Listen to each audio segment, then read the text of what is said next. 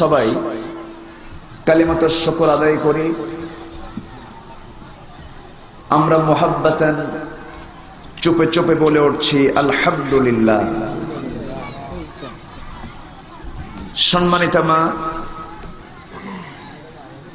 আমার সম্মানিতা শ্রদ্ধেয় বোনেরা, আমি আলোচনার সূচনায় সূরা তাহরীমের শেষ দিকের আমি দুই তিনটা আয়াত আমি তেলাওয়াত করেছি।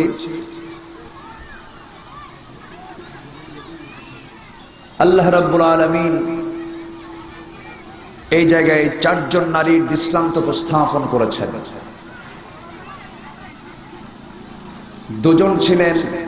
দুজন ছিল নবীর স্ত্রী, আর আরেকজন হলেন একজন কাফেরের স্ত্রী, আর আরেকজন সেই নারী যার শানে মহান রব্বুল আলামিন কোরআনে কারীমের একটা অন্যতম সূরা মারইয়াম তার নামে নাজিল হয়েছে। আল্লাহ পাক এখানে সূরা তাহরীমের ভিতরে চারজন নারী দৃষ্টান্ত উপস্থাপন করেছেন। সম্মানিতা মা বোনেরা, এখানে আপনারা এসেছেন কোরআনে কারীমের আলোচনা শোনার জন্য। কোরআন শোনার ক্ষেত্রে কিছু শর্ত আছে। কোরআন শুনতে হলে দুটো হুকুম মানতে হবে, এটা আল্লাহ পাকের নির্দেশ। কোরআন শোনারও কিন্তু একটা আদব আছে। কোরআন শোনার আদব কি? কোরআনকে প্রশ্ন করলে কিন্তু কোরআন তার জবাব দিয়ে দেয়। আল্লাহ রাব্বুল আলামিন কোরআনে কারীমের ভিতরে সুন্দর করে জানিয়ে দিচ্ছেন, ফাইদা কুরিআল কুরআনু ফাসতামিউ লাহু ওয়া আনসিতু লাআল্লাকুম তুরহামুন।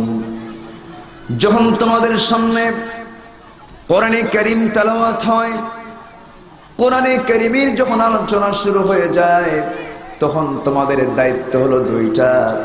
একটা হলো চুপে চুপে মনোযোগ সহকারে শোনা, চুপ করে থাকা। ওয়ানসিতু ফাসতামিউ লাহু, শোনো এবং চুপ থাকো। দুইটা হুকুম মানলে পরে আল্লাহ পাকের পক্ষ থেকে তোমার উপরে রহমত নাজিল হয়ে যাবে। কোরআন শোনা আদব হচ্ছে চুপ থাকা, মনোযোগ সহকারে শোনা। সম্মানিত মায়েরা, আপনি যদি কথা বলেন, আমি কথা বলবো কেমনে? মায়েদের কথার আওয়াজ বন্ধ করা একটু কঠিন। এক রাজা প্রজাদের মাঝে ঘোষণা করেছে, যে প্রজা সবচেয়ে বড় মিথ্যা কথা বলতে পারবে তাকে পুরস্কার দেওয়া হবে। এক প্রজা এসে রাজার সামনে দাঁড়িয়ে বলছে, রাজা মশাই, আমি একটা মিথ্যা বলতে চাই। কি মিথ্যা? কাস্তে নিয়ে দেখি একটা মশা একটা হাতিরে খেয়ে ফেলছে। রাজা বলতেছে, না, এটা কোনো মিথ্যা কথা হলো না, এটা কোনো মিথ্যা না, এটা ভিত্তিহীন কথা। আরেকজন এসে বলছে, জাহাপনা, আমি একটা মিথ্যা কথা বলতে চাই। কি মিথ্যা? আসতে নিয়ে দেখি দুজন মহিলা পরস্পর মুখোমুখি হয়েছে, পাশাপাশি বসেছে, কিন্তু কোনো কথা বলেনি। এবার রাজা বলতেছে, এবার বলছো তুমি আসল মিথ্যা কথা। কারণ দুইজন মহিলা পাশাপাশি বসবে, মুখোমুখি হবে, কথা কবে না, এর চাইতে বড় মিথ্যা কথা আল্লাহর জমিনে আর নাই। এখন আমার মা বোনরা আসছেন, আজকে 1 বছর পর একটা মিলন মেলা হয়েছে। যদি আপনারা সেই মিলন মেলায় যদি এরকম করে কথা বলতে থাকেন, তাহলে কোরআনের এই মাহফিলটা তো এর সৌন্দর্য হারিয়ে ফেলবে, এর সৌন্দর্য নষ্ট হবে। এই জন্য মা বোনদেরকে আমি করজোড়ে মিনতি জানাই, আমার আওয়াজ যারা শুনতে পাচ্ছেন, কোরআনের মহব্বতে সাইলেন্ট হয়ে যান, থেমে যান। আর বিশেষ করে বাচ্চা সন্তান যারা নিয়ে আসছেন, তাদেরকে কন্ট্রোল করার দায়িত্ব আপনার। আপনি তো তাদেরকে কন্ট্রোল করার চেষ্টা করুন। সম্মানিত মায়েরা, এই পৃথিবীতে আল্লাহ পাক মানুষ কিন্তু আগেই পাঠাননি। আগে আল্লাহ পাক একজনকে সৃষ্টি করেছেন। সৃষ্টির পিছনে প্রথম সৃষ্টি হয়েছে পুরুষ। আল্লাহ পাক আদম আলাইহিস সালামকে সৃষ্টি করে রেখে দিলেন জান্নাতের ভিতরে, বলা হলো তুমি জান্নাতে অবস্থান করো। কিন্তু আদম আলাইহিস সালাম জান্নাতের মধ্যে অবস্থান করতে করতে তার ভালো লাগে না, একাকী নিঃসঙ্গ জীবন তার অস্থির হয়ে উঠল। আল্লাহকে বলছেন, আল্লাহ জান্নাতের মধ্যে থাকবো আমি একা একা, আমার তো ভালো লাগতেছে না। আল্লাহ রাব্বুল আলামিন তার বাম পাজরের হাড় থেকে আল্লাহ রাব্বুল আলামিন তার জীবন সঙ্গিনী হাওয়া আলাইহিস সালামকে পয়দা করে জানিয়ে দিলেন, তোমরা দুজন মিলে জান্নাতের ভিতর অবস্থান করো, কিন্তু শর্ত জোড়ায় দিলাম, ফালা তাকরাবা হাযিহিশ শাজারাতা ফাতাকুনা মিনাজ যালিমিন। কিন্তু শর্ত হলো নিষিদ্ধ বৃক্ষের নিকটে তুমি যেতে পারবে না, তোমরা দুজন যেতে পারবে না, যদি চলে যাও জালিমদের অন্তর্ভুক্ত হয়ে যাবে। ফাখানাতা ফাযাল্লাহুমা শাইতান, শয়তান তাদেরকে পদস্খলন করে দিল। নিষিদ্ধ বৃক্ষের কাছাকাছি যখন চলে গেলেন, বেহেশতের পোশাকগুলো তাদের শরীর থেকে খোলা শুরু হয়ে গেল। জান্নাতের মধ্যে টেকার যোগ্যতা তাদের থাকলো না, টেকার যোগ্যতা হারিয়ে ফেললেন, অবস্থানের যোগ্যতা তারা হারিয়ে ফেললেন। সঙ্গে সঙ্গে আল্লাহ রাব্বুল আলামিন জানিয়ে দিলেন, قُلْنَا اهْبِطُوا مِنْهَا جَمِيعًا فَإِمَّا يَأْتِيَنَّكُمْ مِنِّي هُدًى فَمَنْ تَبِعَ هُدَايَ فَلَا خَوْفٌ عَلَيْهِمْ وَلَا هُمْ يَحْزَنُونَ। বলা হলো, আদম ওরে হাওয়া, তোমরা জান্নাতের মধ্যে টিকতে পারবে না, আমি তোমাদেরকে দুনিয়ায় পাঠিয়ে দিলাম। একজন পড়লেন সাবকন্টিনেন্টের শ্রীলঙ্কার শরণদ্বীপে, আরেকজন পড়লেন জেদ্দার মাটিতে, প্রায় 3000 মাইল ডিস্টেন্স। একজন পড়লেন জেদ্দায়, একজন পড়লেন সেই শ্রীলঙ্কায়। দুজন দুইটা প্রান্তে দুজন পড়ে গেলেন। ওই যে জমিনে পড়লেন, দোয়া শুরু করে দিলেন আল্লাহর দরবারে। আল্লাহর দরবারে রোনাজারে শুরু করলেন, আল্লাহর কাছে চোখের পানি ফেলে ফেলে কাঁদেন। এমন পরিমাণ কান্না, আদম আলাইহিস সালাম কেঁদেছেন। তাফসীর এসেছে 300 বছর পর্যন্ত তিনি কান্নাকাটি করেছেন।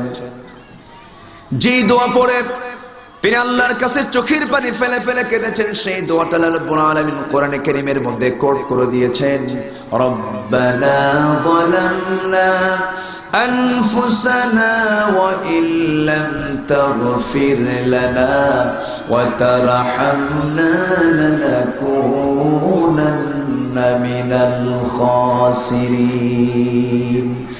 আল্লাহ তাআলা, আমি আমার নফসের উপরে জুলুম করেছি, তুমি যদি আমাকে না মাফ করো, আমি তো ক্ষতিগ্রস্তদের অন্তর্ভুক্ত হয়ে যাব। এরকম করে কান্না কাঁদতে কাঁদতে 300 বছর পর তাদের মধ্যে সাক্ষাৎ মিলে গেল। 300 বছর পর দুজন এক জায়গায় মিলিত হলেন। গোটা পৃথিবীতে তখন মানুষ মাত্র 2 জন ছিল, আদম আলাইহিস সালাম, হাওয়া আলাইহিস সালাম। দুজন একসঙ্গে যেই ময়দানে মিলিত হলেন, সেই ময়দানের নাম হলো আরাফাতের ময়দান। আরাফাতের ময়দানে তাদের সাক্ষাৎ হলো দুনিয়ার জিন্দেগিতে প্রথম। আদম বলছেন, হাওয়া তুমি কই ছিলা? হাওয়া বললেন, আদম তুমি কই ছিলা? 300 বছর পরে সাক্ষাৎ, নতুন সংসার জীবন শুরু হলো। ওয়াল্লামা আদামাল আসমাআ কুল্লাহা, আদম আলাইহিস সালামকে আল্লাহ পাক সকল নামের শিক্ষা দিয়ে দিলেন। তিনি ছিলেন কৃষিকাজের রূপকার। এক একটা নবীর এক একটা মানে স্পেশালিটি ছিল। যেরকম ডাক্তার তো সবাই, কিন্তু সব ডাক্তারের ফাংশন তো এক না। কেউ সার্জিক্যাল, কেউ মেডিসিন, তারপরে কেউ আছে এরকম কি বলে গাইনি সেকশনে আছে কিছু মহিলারা, সবাই এমবিবিএস, কিন্তু এক একজনের এক একটা ফাংশন থাকে। ইদ্রিস আলাইহিস সালাম ছিলেন টেক্সটাইল ইঞ্জিনিয়ার, দাউদ আলাইহিস সালাম ছিলেন একজন কামার, অস্ত্র নির্মাণকারী, অস্ত্র কেমনে বানাতে হয় উনি এটার কৌশল শিক্ষা দিয়েছেন। তারপরে এইরকম করে আল্লাহ রাব্বুল আলামিন এক একজন নবীকে এক এক রকম একটা এক্সট্রা যোগ্যতা দিয়ে দুনিয়াতে পাঠিয়েছেন। সমস্ত সভ্যতার অগ্রনায়ক হচ্ছেন আম্বিয়া কেরাম। তো পৃথিবীতে প্রথম কৃষিকাজ স্টার্ট করেছেন আদম আলাইহিস সালাতু ওয়াস সালাম। তো আদম আলাইহিস সালাতু ওয়াস সালাম তার স্ত্রীকে নিয়ে সংসার জীবন শুরু করলেন। সংসার জীবন শুরু করতেই আল্লাহ রাব্বুল আলামিন তাদেরকে সন্তানাদি দেওয়া শুরু করলেন। সেই সময় আল্লাহ রাব্বুল আলামিন হাওয়া আলাইহিস সালাতু ওয়াস সালামের পেটে দুটো করে সন্তান দিতেন, একটা ছেলে হতো একটা মেয়ে হতো। এবং তারা যখন পরিণত বয়সে যখন পৌঁছে যেত, আগের পক্ষের ছেলে দিয়া পরের পক্ষের মেয়েকে বিয়ে দেওয়া হতো। মানে জাস্ট একসঙ্গে জন্ম নিয়েছে এরকম ভাই বোনকে বিয়ে দেওয়া হতো না, জাস্ট আগের পক্ষের ছেলে পরের পক্ষের মেয়ে, আগের পক্ষের মেয়ে পরের পক্ষের ছেলে, এরকম করে বিয়ের সিস্টেম সেই সময় ছিল। কারণ ওই সময় তো আর কোনো মানুষ পৃথিবীতে নাই। কারণ ওই সময়ের ম্যারিয়েজ সিস্টেম যদি এখন কেউ চালু করতে চায় হবে না। এই জন্য আল্লাহ রাব্বুল আলামিন ওই সময়ের জন্য যে আইন দরকার সে আইন ওই সময়ের আসমানে কিতাব অনুযায়ী প্রযোজ্য ছিল। আমার নবীর কাছে যখন কোরআন এসেছে, কোরআন আসার পরে আর আগের সমস্ত কিতাবের হুকুম আর চলবে না। কারণ আল্লাহ রাব্বুল আলামিন আগের সময়ের প্রেক্ষাপট, মানুষ, প্রকৃতি, সমাজ, সার্বিক অবস্থা বিবেচনা করে আল্লাহ রাব্বুল আলামিন যে আইন দরকার সে আইন সেই সময় দিয়েছিলেন। আর কোরআনটা আল্লাহ রাব্বুল আলামিন দিয়েছেন কিয়ামত পর্যন্ত ব্যালেন্স করে। মানব জীবনের জন্য যা কিছু প্রয়োজন আল্লাহ রাব্বুল আলামিন এই কালামের মধ্যে তা বলে দিয়েছেন, কোনো কিছু বাদ দেননি। আল্লাহ রাব্বুল আলামিন বলেন, মা ফাররাতনা ফিল কিতাবি মিন শাইইন ওয়ালা আসগরা মিন যালিকা ওয়ালা আকবারা ইল্লা ফি কিতাবিন মুবিন। এমন কোন ছোট বিষয় নাই, এমন কোন বড় বিষয় নাই যার মধ্যে আমি আল্লাহ কোট করে দেই নাই, সব কিছু বলে দিয়েছি। এই কোরআন শুধু পুরুষের জন্য নাজিল হয় নাই, মাদের জন্য নাজিল হয়েছে। অর্থাৎ মানব জাতির জন্য যা কিছু প্রয়োজন আল্লাহ পাক এর মধ্যে বলে দিয়েছেন। সম্মানিতা মা, কিন্তু দুঃখজনক হলো সত্য, পৃথিবীতে যত খুন, যত হত্যা, এর পিছনে নারী একটা অন্যতম ফ্যাক্ট। পৃথিবীর প্রথম যে খুন হয়েছে সেই খুনটা হলো কিন্তু নারী কেন্দ্রিক। কাবিল বলল আমি আমার বোনকে বিয়ে করব, একসঙ্গে তাদের জন্ম। সে বলল না আমি আমার বোনকে বিয়ে করব, কিন্তু নিজের বোনকে, নিজের একসঙ্গে জন্ম নেওয়া বোনকে তো বিয়ে করা যাবে না, ওই সময় শরীয়তটা হারাম। বলে ফেললো না আমি আমার নিজের বোনকে বিয়ে করব, আমার বোন দেখতে সুন্দর ও দেখতে অসুন্দর। শয়তান তাকে ওয়াসওয়াসা করল। শেষ পর্যন্ত কাবিল হাবিলকে বলল, হাবিল প্রয়োজনে আমার বোনকে বিয়ে করার জন্য আমি তোরে খুন করব। শেষ পর্যন্ত খুনের বোঝা তার কাঁধে চলে আসলো। কেন? একটা নারীকে পাওয়ার জন্য। পৃথিবীর প্রথম যে মার্ডার, প্রথম যে খুন হলো, এটা ছিল নারী কেন্দ্রিক। মা, রাসূল করিম সাল্লাল্লাহু আলাইহি সাল্লাম বলেছেন ওয়াত্তাকুল্লাহ ওয়াত্তাকুন নিসা, আল্লাহকে ভয় করো, এরপরে নারীর ফিতনাকে ভয় পাও। আজকে মেয়েদের যে চাল চলন, যে চলাফেরা, সমাজকে আজকে দূষিত করে ফেলেছে। আল্লাহ রাব্বুল আলামিন এই জায়গায় মাদের শিক্ষার জন্য 4 জন মহিলার দৃষ্টান্ত দিয়েছেন। আমি সুযোগ পেলে যদি আপনারা আমার কথা যদি শুনতে চান, মনোযোগ দিয়ে যদি শোনেন, তবে হ্যাঁ, মাদের আওয়াজ কমে গেছে অনেকটা। আমার মা একটু চুপে চুপে বলেন তো আলহামদুলিল্লাহ। সম্মানিত মায়েরা, আসলে বক্তৃতা দেখে না দিলে যা হয়, যখন সামনে কোনো শ্রোতা না পাওয়া যায় তখন বলাটা একটু টাফ হয়। আমাদের জন্য একটু সহজ হয়, এই জন্য আমরা বলতে পারি। এই জন্য মাঝে মাঝে টেলিভিশনে মিডিয়াতে কথা বলি, তখন তো সামনে একটা ক্যামেরা থাকে, ব্যাস বলতেছি, এই জন্য বলতে পারতেছি। তবে একটু আমার মা মনোযোগ দিয়ে শোনার চেষ্টা করবেন। ভাববেন হয়তো আপনার এই শোনাটা, এই আলোচনাটা আপনার জীবনের শেষ আলোচনাও হতে পারে। একটু বোঝার চেষ্টা করবেন। আল্লাহ পাক সমস্ত মা বোনদেরকে আমল করার নিয়তে শোনার তৌফিক দান করুন। আমার মা চুপে চুপে বলি আল্লাহুম্মা আমিন। সম্মানিত মায়েরা,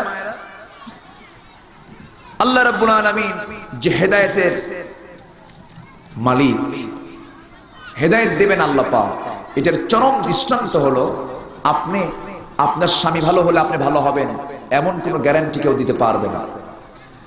আপনার স্বামী খারাপ হলেই যে আপনি খারাপ হবেন তাও আপনি বলতে পারবেন না। হেদায়েত দেওয়ার মালিক হচ্ছেন আল্লাহ রাব্বুল আলামিন। এই জন্য এই চারজন মহিলার দৃষ্টি এখানে উপস্থাপন করেছেন। হেদায়েত চাইতে হবে আল্লাহর কাছে। অনেকে আফসোস করেন, হুজুর আমার স্বামী ভালো না। আপনার স্বামী ভালো না, আপনি চেষ্টা করেন ভালো করার জন্য, কিন্তু ভালো না খারাপ এই নিয়ে চিন্তা ফিকির করার আপনার দরকার না। আপনি মরে যাবেন আজকে, আপনার কবরে আপনি যাবেন, আপনার কবরে সে যাবে না। লাহা মা কাসাবাত ওয়া লাকুম মা কাসাবতুম। আল্লাহ রাব্বুল আলামিন এই জন্য বান্দাকে ডেকে বলছেন, বান্দা আমার কাছে তুমি হেদায়েত চাও। ইয়্যাকা না'বুদু ওয়া ইয়্যাকা নাস্তাঈন ইহদিনাস সিরাতাল মুস্তাকিম সিরাতাল লাযীনা আন'আমতা আলাইহিম গায়রিল মাগদুবি আলাইহিম ওয়ালাদ-দাল্লিন। আল্লাহ তাআলা আমাদেরকে তুমি আল্লাহ সঠিক পথে রাস্তা দেখিয়ে দাও, সিরাতুল মুস্তাকিম আমাদেরকে নসিবে জুটায়া দাও, সেই পথ আমাদেরকে দিয়ে দাও যে পথে চিরশান্তি, আর সেই পথ থেকে আমাদেরকে দূরে রাখো যে পথে চিরভ্রান্তি। আল্লাহর কাছে চাইতে হবে। নবীর স্ত্রী হয়েও হেদায়েতের পথ পায় না এমন দৃষ্টান্ত আল্লাহ রাব্বুল আলামিন তুলে ধরে বলছেন, দারাবাল্লাহু মাসালান লিল্লাযীনা কাফারু ইমরাআত নূহ ওয়া ইমরাআত লূত কানাতা তাহতা আবদাইন মিন ইবাদিনা সালিহাইন ফাখানাতাহুমা فلم يغنيا عنهما من الله شيئا وقيل ادخلا النار مع الداخلين। আল্লাহ রাব্বুল আলামিন এই জায়গায় দুজন পয়গম্বর হযরত নূহ আলাইহিস সালাতু ওয়াস সালাম, লূত আলাইহিস সালাতু ওয়াস সালামের দুজন স্ত্রীর প্রসঙ্গ টেনেছেন। ওয়ালিহার ওয়াগেলা, এই দুইজন মহিলা নবীর স্ত্রী হওয়ার পরও ছিল তারা কাফের। আল্লাহর নবীরা যা বলতেন সমস্ত কিছু কাফেরদের মাঝে গিয়ে সব প্রকাশ করে দিত। ফাখানাতাহুমা, খেয়ানত করত তারা। নবীর স্ত্রী এত কাছাকাছি থাকার পরও তারা হেদায়েতের গন্ধ পায় নাই, হেদায়েত তাদের নসিবে জোটে নাই। আল্লাহ রাব্বুল আলামিন স্বামী ভালো বলে বউকে তার সঙ্গে জান্নাত দিয়ে দিবেন এমন কথা কোথাও বলেননি। আবার বউ ভালো হবে সেই ওসিলায় স্বামীকে জান্নাতে নিয়ে যাবেন কোথাও বলেননি। আমরা শুধু ওসিলা খুঁজতে চাই, পার পেতে চাই, অমুক ওসিলায় তুমি আমারে জান্নাত দিয়ে দাও, কিন্তু না। লাহা মা কাসাবাত ওয়া লাকুম মা কাসাবাতুম, সে যা অর্জন করেছে তার, তুমি যা অর্জন করেছো তোমার। ফামান ইয়ামাল مثقال ذرة خيرا يره ومن يعمل مثقال ذرة شرا يره। যে ব্যক্তি অনুপরিমাণ ভালো কাজ করবে তার রেজাল্ট সে পেয়ে যাবে। যে ব্যক্তি বিন্দু পরিমাণ কোনো খারাপ কাজ করবে তার রেজাল্ট সে একদিন পেয়ে যাবে। কিয়ামতের দিন বান্দার হাতে আল্লাহ রাব্বুল আলামিন আমলনামা তুলে দিবেন। ইকরা কিতাবাকা কাফা বিনাফসিকাল ইয়াওমা আলাইকা হাসিবা। বান্দা তুমি তোমার আমলনামা নিজেই পাঠ করো, কোন দিন কোন সময় কি করেছো। কোন বিকেল বেলা তুমি কোন পার্কে তুমি ঘোরাফেরা করতে গেছো, কোন বিকেলে তুমি কোন পুরুষের সঙ্গে ডেটিং করেছো, কার সঙ্গে তুমি মোবাইলে মত বিনিময় করেছো, রাত 12টার পরে তুমি কার সঙ্গে কথা বলেছো, মোবাইলে 3G করেছো, টক করেছো, কথা বলেছো, পৃথিবীর কেউ না জানলে জানেন আমার আল্লাহ রাব্বুল আলামিন। এই জন্য সবকিছুর বিচার একদিন হয়ে যাবে। শুধু 2-3 সেজদা মেরে দিয়া আর চোখের পানি ফেলে দিয়া আল্লাহর কাছে মাফ চাইলাম, আবার গুনাহ রীতিমত করলাম, এমনটা করে জান্নাত পাওয়া যাবে না। জান্নাত পাওয়ার জন্য আল্লাহ রাব্বুল আলামিন এই দুনিয়াতে আম্বিয়া কেরাম পাঠিয়েছেন। আম্বিয়া কেরামদের সেই অনুসৃত নীতি আপনাকে অবলম্বন করতে হবে, আইন কানুনকে মেনে চলতে হবে। আল্লাহ রাব্বুল আলামিন মেয়েদেরকে যে নির্দেশনা দিয়েছেন সেই নির্দেশনাগুলো ফলো করতে হবে। এর মধ্যে অন্যতম নির্দেশনা হলো মেয়েদের ড্রেস কোড একরকম, পুরুষের ড্রেস কোড আরেক রকম। পুরুষদের সতর হলো নাভি থেকে হাঁটুর নিচ পর্যন্ত হলো সতর, এই সতরটা ঢাকা তার জন্য ফরজ। আর আল্লাহ রাব্বুল আলামিন মেয়েদের সতরটা দিয়েছেন আপদ মস্তক, মাথা থেকে পার গোড়া পর্যন্ত। আল্লাহ রাব্বুল আলামিন গোটাটাই সতর বানিয়ে দিয়েছেন, গোটাটা সতর ঢাকা ফরজ। কিন্তু আজকে সেই মহিলাদের সতর যে আল্লাহ রাব্বুল আলামিন গোটা বডি করে দিয়েছেন, সেই মেয়েদের তো সতরটা নাই। বরঞ্চ জরিপ করলে দেখা যাবে পুরুষরাই বেশি গায়ে কাপড় চোপড় দেয়। মেয়েদের শরীরে পুরুষের চাইতে কাপড় চোপড় আরো কম, দিন দিন কমতেছে। আরো দেশ স্বাধীন হয়েছে 1971 সালে। স্বাধীনতার আগে এদেশের মা বোনরা যারা দাদা আছেন, মুরব্বী শ্রেণীর আছেন, তারা বলতে পারবেন আমার দেশের দাদিরা 71 সালের আগে যে ব্লাউজটা বানাতেন সেই ব্লাউজ ছিল 1 গজ 4 গিরা, একদম জাদি হাত পেট পিঠ সব ঢেকে যেত। তারা পরতেন কাপড়, মাথায় সর্বক্ষণ কাপড় একটা ঢাকা থাকতো, তার চুলগুলো ঢাকা থাকতো, কেউ দেখতে পেত না তার চুল কোথায়। কি স্বাধীনতা অর্জন করলাম! স্বাধীন হতে হতে স্বাধীনতার 44 বছরে ব্লাউজের কাপড় কমতে কমতে 1 গজই বাদ আছে, খালি 4 গিরা। যে ডিজিটাল স্টাইল শুরু হয়েছে আর যে নাটক দেখার ধুম পড়েছে, হয়তো দেখা যাবে কয়েকদিন পর বলবে 4 গিরাও দরকার নাই, নাই গিরা লাগে। নাউজুবিল্লাহি মিন যালিক।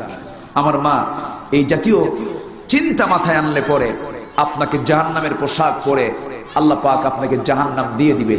এই জন্য পর্দাটা আজকের সমাজে বিশেষ জরুরি। পর্দাকে আল্লাহ রাব্বুল আলামিন সুন্নাত করেননি, নফল করেননি, মুবাহ করেননি, অতিরিক্ত করেননি। পর্দাটাকে আল্লাহ রাব্বুল আলামিন মেয়েদের জন্য, প্রত্যেক মা বোনদের জন্য ফরজ করেছেন। কিন্তু সেই বোরকা পরে কখন? যখন বয়স হয়ে যায় 80 বছর, যখন বয়স হয়ে যায় 60 বছর, আর কেউ তার দিকে তাকাবে না। সেই বয়সে এসে বোরকা পরেন দাদি, আর নাতনিকে 3 পিস পরায়া অর্ধলাঙ্গ করে ঘুরে বেড়ায়।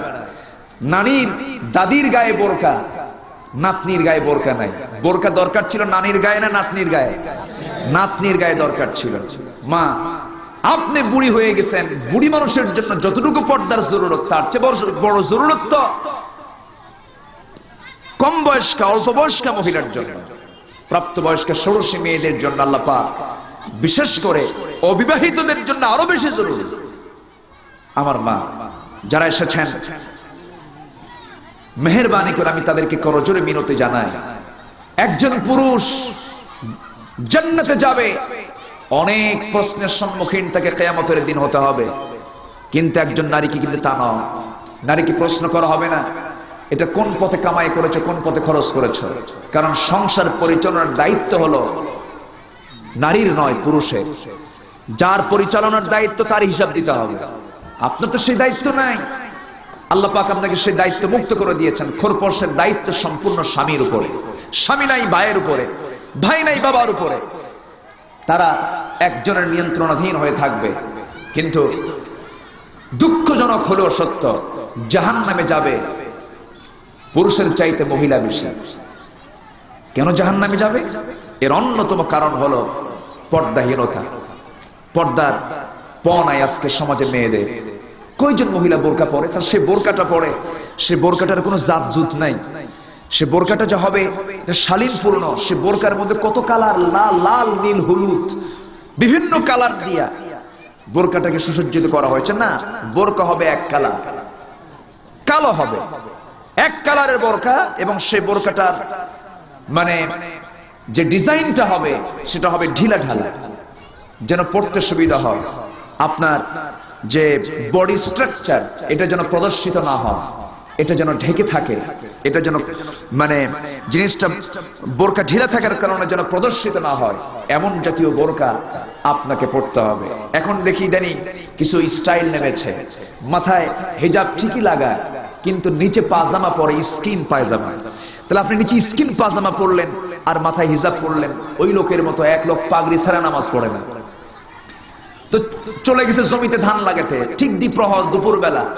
আর সে যদি ওখান থেকে বাড়িতে যায়, যেতে লাগবে আধা ঘন্টা, আবার আসতে লাগবে আধা ঘন্টা, এদিকে কাজ পড়ে থাকবে।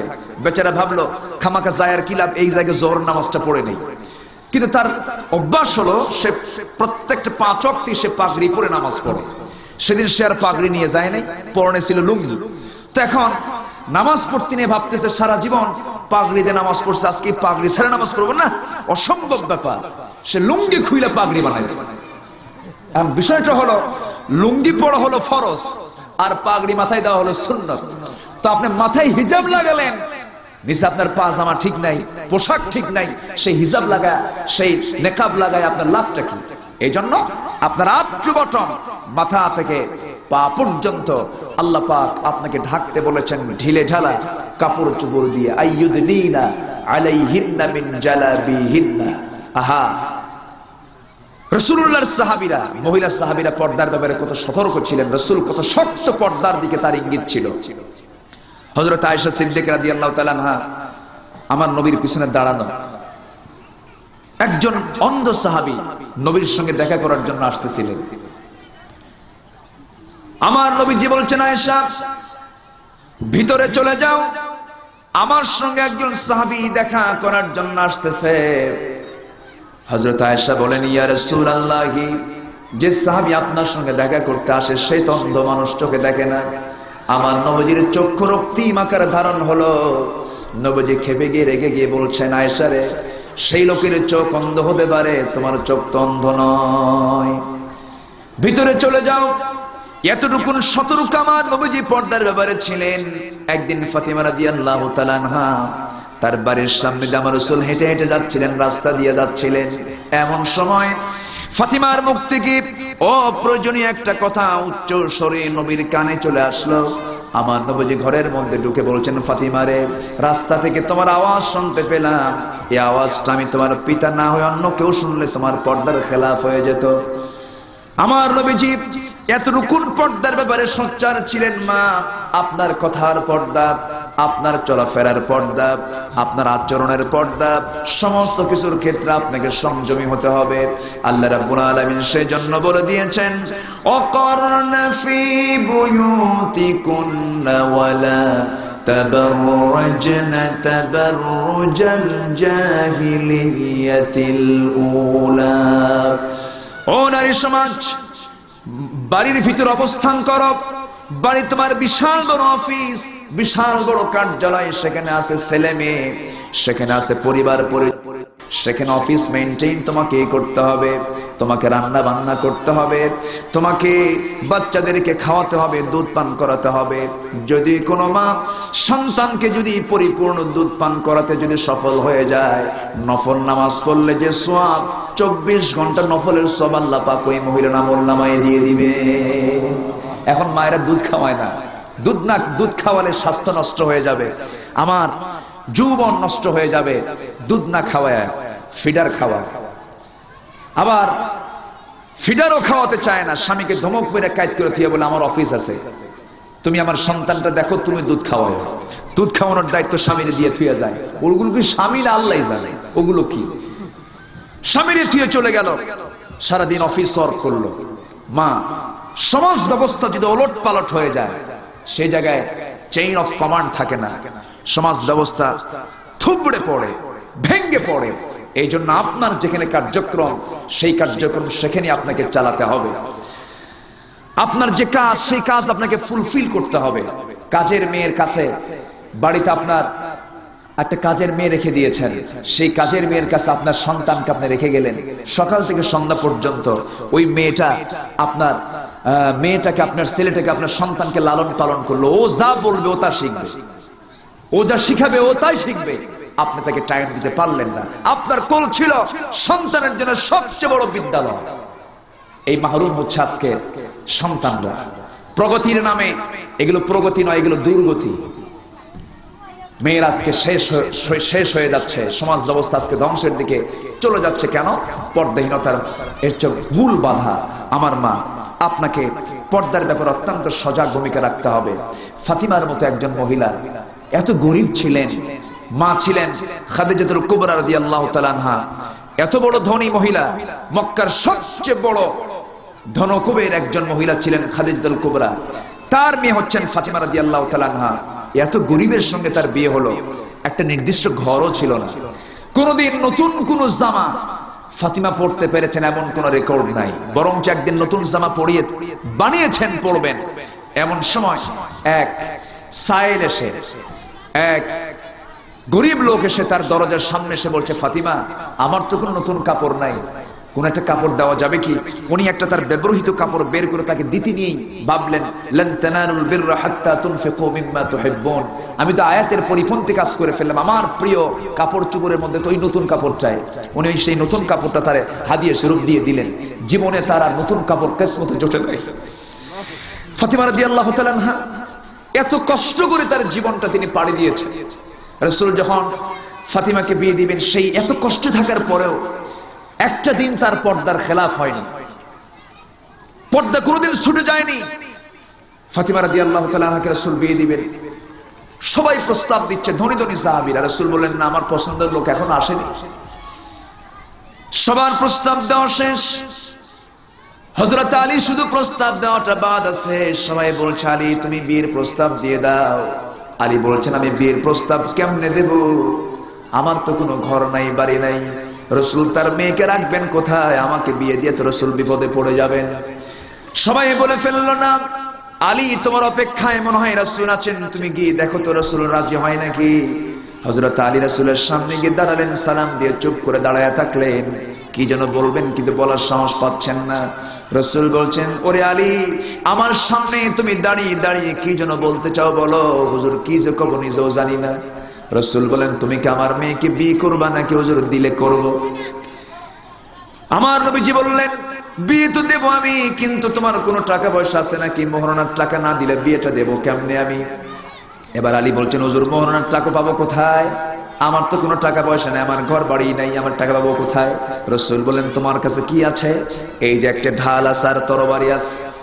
আমার নবীজি বললেন, ঢাল ছাড়াও যুদ্ধ করা যায়, ঢালটা তুমি বাজারে নিয়ে চলে যাও, বাজারে বিক্রি করে আসো, ঢাল বেচার টাকা দিয়া আমি আমার মেয়েকে তোমার সঙ্গে বিয়ে দিয়ে দেব। ঢাল বিক্রি করতে গেলেন, বিক্রি করতে যায়া কোন কাস্টমার না পেয়ে কাস্টমার পেয়েছেন একজন, তিনি ওসমান রাদিয়াল্লাহু তাআলা আনহু।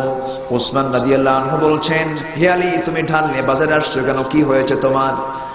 হযরত আলী বলেন, আমি ঢাল বিক্রি করতে এসেছি বিয়ের জন্য, আমার বিয়ের সাথে ঠিক হয়ে গেছে। কার সাথে? বিশ্বনবীর ছোট মেয়ে ফাতিমা, আপনার শালীর সাথে। ওসমান রাদিয়াল্লাহু আনহু নিজেই জানেন না, বড় জামাই মুস্কি হাসি মেরে বলছেন, দাও দাও, তুমি আমার হাতে ঢাল দিয়ে দাও। ঢালের টাকা দিলেন, ঢালটা হাতের মধ্যে নিয়ে 10 হাত যেতে না যেতে পিছন থেকে ওসমান রাদিয়াল্লাহু আনহু বলছেন, আলী রে, তুমি চলে যাচ্ছ, তোমার হাতে ঢাল না থাকলে কে মানায়? তুমি তাসাদুল্লাহিল গালিব। আমি তোমাকে টাকাও দিয়ে দিলাম হাদিয়া স্বরূপ, এই ঢালটাও আমি তোমাকে হাদিয়া স্বরূপ দিয়ে দিলাম। ঢাল হাতের মধ্যে নিয়ে নবীর কাছে গিয়ে দাঁড়ালেন। রাসূল বলছেন, আলী রে, মনে হয় তোমার ঢালটা বিক্রি হয় নাই। রাসূল বললেন, ঢাল তো বিক্রি হয়ে গেছে। রাসূল বলছেন, তোমার হাতে তো ঢাল রয়ে গেছে। হুজুর, ঢাল বিক্রি করছে, আবার ঢাল হাদিয়া পাইছে। কার কাছে বিক্রি করছে? হুজুর, আপনার জামাই ওসমানের কাছে গেল, লোক আর খুঁজে পাও নাই। আমারই পরিবারের কাছে তুমি বিক্রি করছো, আবার সে আবার তোমাকে ঢাল উপহার দিয়েছে। আমি তো আমার বড় জামাইকে বলার সময় পেলাম। রাসূল বিয়ে দিলেন। বিয়ের দিন কোনো গেট ছিল না, বিয়ের দিন কোনো টাকা পয়সা খরচ হয়নি, ঢাল বেচার টাকা দিয়া আজকে বিয়ের অনুষ্ঠানে কি আড়ম্বরতা দেখানো হয়, কি পরিমাণ খাদ্যের অপচয় হয়। একটা বিয়ের অনুষ্ঠানে কোটি কোটি টাকাও খরচ করে, সেই কোটি টাকা খরচ না করে দুস্থ অনাথ অসহায় মানুষের মাঝে এটা বিতরণ করুন। আপনার কিয়ামতের দিন কাজে লাগবে, হাসরের ময়দানে কাজে লাগবে। বিয়ের ভিতরে বেহায়াপনা আমার দেশে কম না বেশি? বেশি। এত বেহায়াপনা, এত অপচয়। প্রশ্ন এসেছে এখানে, প্রশ্নের জবাবগুলো আমি দেব। আজকে বিয়ের দিন বিয়ের অনুষ্ঠানকে কেন্দ্র করে যে সমস্ত গায়ে হলুদ, বিয়ে হয় নাই তার আগের দিনে গায়ে হলুদ মাখতে আসে, এগুলো মুসলমানদের কালচার নয়, সম্পূর্ণ হিন্দুয়ানি কালচার। এই সমস্ত কালচার মুসলমান কখনো গ্রহণ করতে পারে না। বিয়ের দিন দেখা যায় গরিব লোকের দাওয়াত জোটে না, ধনীদেরকে বাছাই বাছাই করে আত্মীয়দেরকে দাওয়াত দেয়। কেন? ধনীরা কিছু গিফট করবে, গরিবদের তো গিফট করার কোনো অর্থ নাই, সামর্থ্য নাই। ওই বিয়ে আল্লাহর গজব, যে বিয়েতে গরিবরা দাওয়াত না পায়। সম্মানিত মায়েরা, সারা বছর বোরকা পরে অনেক মা, আবার বিয়ের দিন আসলে আর ঈদের দিন আসলে বোরকা ছাড়ে। কেন? বিয়ের দিন বোরকা এই জন্য ছাড়ে, সমস্ত আত্মীয় স্বজন চলে আসে। এখন মহিলা যদি বোরকা পরে তার গহনা দেখবে কে? বাবার বাড়ি থেকে পাওয়া সোনার গহনা 7 ভরি 10 ভরি 14 ভরি 20 ভরি, আমার এতগুলো ভরি দেখো। বাস, সারা বছর পর্দা করে বোরকা পরে ঈদে বিয়ের দিন সব বোরকা আউট। এটার নাম পর্দা নয়। পর্দা 24 ঘন্টা পর্দার হুকুম আল্লাহ পাক দিয়েছেন। বাড়ির ভিতরেও যে আপনি থাকবেন, আপনার সামনে প্রাপ্তবয়স্ক ছেলে আছে, প্রাপ্তবয়স্ক বালেক সন্তান আছে, তার সামনে আপনার পোশাক কি পরা উচিত এটা আপনার ভাবা দরকার। বালেক ছেলের সামনেও আপনাকে সংযত পোশাক, সংযত হয়ে পড়া দরকার। আপনাকে পোশাকের ক্ষেত্রে অবশ্যই বাড়ির ভিতরেও কিছু ড্রেস কোড আপনাকে মেনে চলতে হবে। এই বেহায়াপনা হওয়ার অন্যতম কারণ হলো আমার দেশে সিনেমার নাটক দেখার দিক থেকে এখন পুরুষরা ফার্স্ট না মহিলা ফার্স্ট? মহিলারা ফার্স্ট। পুরুষরা বাইরে থাকে, বলো তুমি তাড়াতাড়ি যাও, আমি একটু ফ্রি হই। বুঝেন নাই? এই ফ্রি হয়া টিভি সেটের সামনে বসে গেল, একবার মিস হয়ে গেছে আবার দেখে, আরেকবার মিস হয়েছে আবার দেখে। কি যে মরণ নেশা! এই সমস্ত নাটক দেখতে যায় কারো তরকারি পুড়ে যায়, কারো ভাত পুড়ে যায়, কারো বাচ্চা পানিতে পড়ে মরে যায়। এরকম রেকর্ড বহু আছে। এই নাটক দেখতে যায় বাড়িতে আগুন লাগে, বাড়িতে আগুন লাগে, হুঁশ থাকে না। এত মরণ নেশা এই নাটকের ভিতরে আমার মা বোনরা পেয়েছে। আপনি একটু চিন্তা করে দেখলেন না, আমি যে নাটকগুলো দেখতেছি এই নাটকগুলো কাদের? এই নাটকগুলো তো মুসলিম পরিবারের নয়, মুসলমানদের কালচার নয়, হিন্দুদের দ্বারা পরিচালিত নাটক হচ্ছে ইমান বিধ্বংসী কামান। অ্যাটম বম পৃথিবীর জন্য যত বড় না হুমকি স্বরূপ, তার চেয়ে বড় হুমকি হলো এই সমস্ত ভারতীয় চ্যানেলগুলো। মা ঘূর্ণাক্ষরেও আজকের থেকে ওয়াদা করবেন, টেলিভিশনে কোন প্রকার ভারতীয় কোন চ্যানেল দেখতে পারবো না। এই জাতীয় যদি সিদ্ধান্ত নিতে পারেন, আপনার চোখ যদি হেফাজত থাকে, আল্লাহ পাক আপনার জান্নাতের জন্য গ্যারান্টি দিয়ে দিবেন। আপনার চোখ হেফাজত করতে হবে। ইন্নাস সামআ ওয়াল বাসারা ওয়াল ফুআদা কুল্লু উলাইকা কানা আনহু মাসউলা। আপনি বোরকা পরলেন, আপনার চোখ ঠিক নাই, আপনার কান ঠিক নাই, আপনার অন্তর ঠিক নাই, আপনি বোরকা পড়তেছেন, এটা কেমনে হয়? সর্বক্ষণ আপনাকে ভাবতে হবে আমার পিছনে কিরামুন কাতিবিন আছে না নেই? কিরামান কাতিবিন ইয়ালামুনা মা তাফআলুন। সর্বক্ষণ সব অটো রেকর্ড হয়ে যাচ্ছে, সব লেখালেখি হয়ে যাচ্ছে, সব ভিডিও করতেছেন কে? আমার আল্লাহ পাক করছেন, আমার মা। এই জন্য আপনাকে এই বিষয়টা ভাবতে হবে। আপনি আপনার কবরে যাবেন, আপনাকে নিয়ে আগে ভাবেন। আপনার স্বামী, আমাদেরকে অনেকে প্রশ্ন করে, হুজুর আমার স্বামী ভালো না, আমার স্বামী গাঁজা খায়, মদ খায়, এই খায়, ওই খায়। আপনি চেষ্টা করবেন, সে যদি ভালো না হয় আপনার তো হতাশার কোনো কারণ নাই। আল্লাহ পাক সেজন্য এই সমস্ত নারীদের দৃষ্টান্ত দিয়েছেন। সম্মানিত মায়েরা, তো নবীর স্ত্রী হলেই যে সে ভালো হয়ে গেল তা না। নবীর স্ত্রী হয়েও কিন্তু জান্নাত পায় নাই। ওয়াকিলা দুখুলান না, তারা জাহান্নামের অধিবাসী হয়েছে। কেন? ঈমান হারা ছিল। এবং মা'আদ দাখিলিন, চিরস্থায়ী জাহান্নাম তারা পেয়েছে। এর মূল অন্যতম কারণ হলো একটাই, ঈমান না আনা, ইসলামকে না মানা, দ্বীনকে না বোঝা। আল্লাহ রাব্বুল আলামিন নবীর দুজন স্ত্রীর দৃষ্টান্ত প্রথম আয়াতে দিলেন, কিন্তু নবীর স্ত্রী হয়ে লাভ কি? ঈমান না আনার কারণে তারা জান্নাতে নয়, তারা জাহান্নামে হয়ে গেল। আল্লাহ রাব্বুল আলামিন এবার একজন কাফেরের স্ত্রীর দৃষ্টান্ত দিচ্ছেন। দেখেন কাফেরের স্ত্রীর চরিত্রটা কি।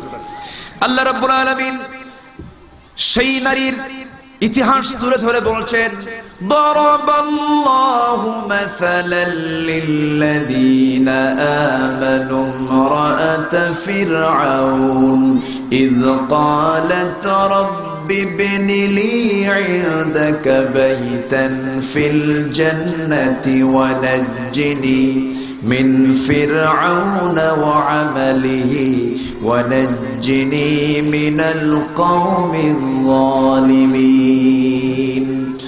আল্লাহ রাব্বুল আলামিন এখানে ইমরাত ফিরাউন, ফিরাউনের স্ত্রী আসিয়ার দৃষ্টান্তটা টান দিয়ে বুঝায় দিচ্ছেন, দেখো আমার এই বান্দি আমাকে কি পরিমাণ ভালোবেসেছে। তার তাকে প্রস্তাব দিয়েছে কুফরকে গ্রহণ করার জন্য, শিরকে গ্রহণ করার জন্য তাকে আকৃষ্ট করতেছে, অথচ সে পার্থিব সকল স্বার্থ জলাঞ্জলি দিয়ে সে আমাকে ভালোবেসেছে।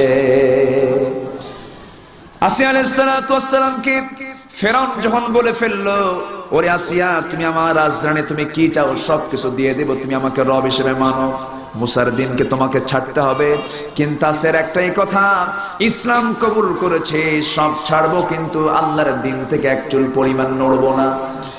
চূড়ান্ত রায় তিনি দিয়ে দিলেন। তার মুখ থেকে বের হয়ে গেল, ও আমার স্বামী তুমি আমাকে যাই করো না করো, আমি এই ব্যাপারে অনড় সিদ্ধান্ত নিয়ে নিলাম, লা ইলাহা ইল্লাল্লাহু মুসা কালিমুল্লাহ। তিনি যখন অনড় সিদ্ধান্ত দিলেন, ফিরআউন বলছে, আসিয়া শোনো, আমি তোমার স্বামী, কোনোদিন তোমাকে আমি ব্যক্তিগতভাবে কোনো হানা দেই নাই, কোনো জুলুম করি নাই, আমি তোমাকে রাজরানীর আসনে তোমাকে অলঙ্কৃত করেছে, তোমার প্রতি আমি জুলুম দেই নাই, অত্যাচার করি নাই, কিন্তু একটা কথা, তুমি যদি আজকে আমার হুকুমকে না মানো, তোমাকে আমি দুনিয়া থেকে চিরতরে বিদায় করে দেব। আসিয়া বলেন, আমার স্বামী আপনার প্রতি আমার শ্রদ্ধাবোধের কোনো কমতি নাই, সম্মানের কোনো কমতি নাই, কিন্তু আমি তো চিরস্থায়ী জীবনকে নষ্ট করতে পারবো না, আমি ঈমান হারা হতে পারবো না, সব ছাড়বো, ঈমান হারা হব না। এমত অবস্থায় ফিরআউন সিদ্ধান্ত নিল, ও আসিয়া শোনো, তোমার 6টা মেয়ে সন্তানকে আমি কিন্তু দুনিয়া থেকে বিদায় করে দেব, সরায় দেব। এবার আসিয়া বলছেন, আমার 6টা মেয়ে সন্তান কেন, আমাকেও তুমি টুকরো টুকরো করে দুনিয়া থেকে বিদায় করে দাও, আমার কোনো দুঃখ নেই, হাসি মুখে দুনিয়া থেকে বিদায় হব, বাতিল শক্তির কাছে মাথা নত করব না। শেষ পর্যন্ত ফিরআউন তার লোমহর্ষক, হৃদয় বিদারক এমন একটা দৃশ্যের অবতারণা করে ফেললো। ফিরআউন করলো কি, তার চোখের সামনে তার বড় মেয়েটাকে ধরে ডেকচির ভিতরে গরম তেল সিদ্ধ করলো, গরম তেল গরম করলো, গরম তেলের ভিতরে বড় মেয়েটাকে ছেড়ে দিল, ভাজা মাছের মতো হয়ে গেল।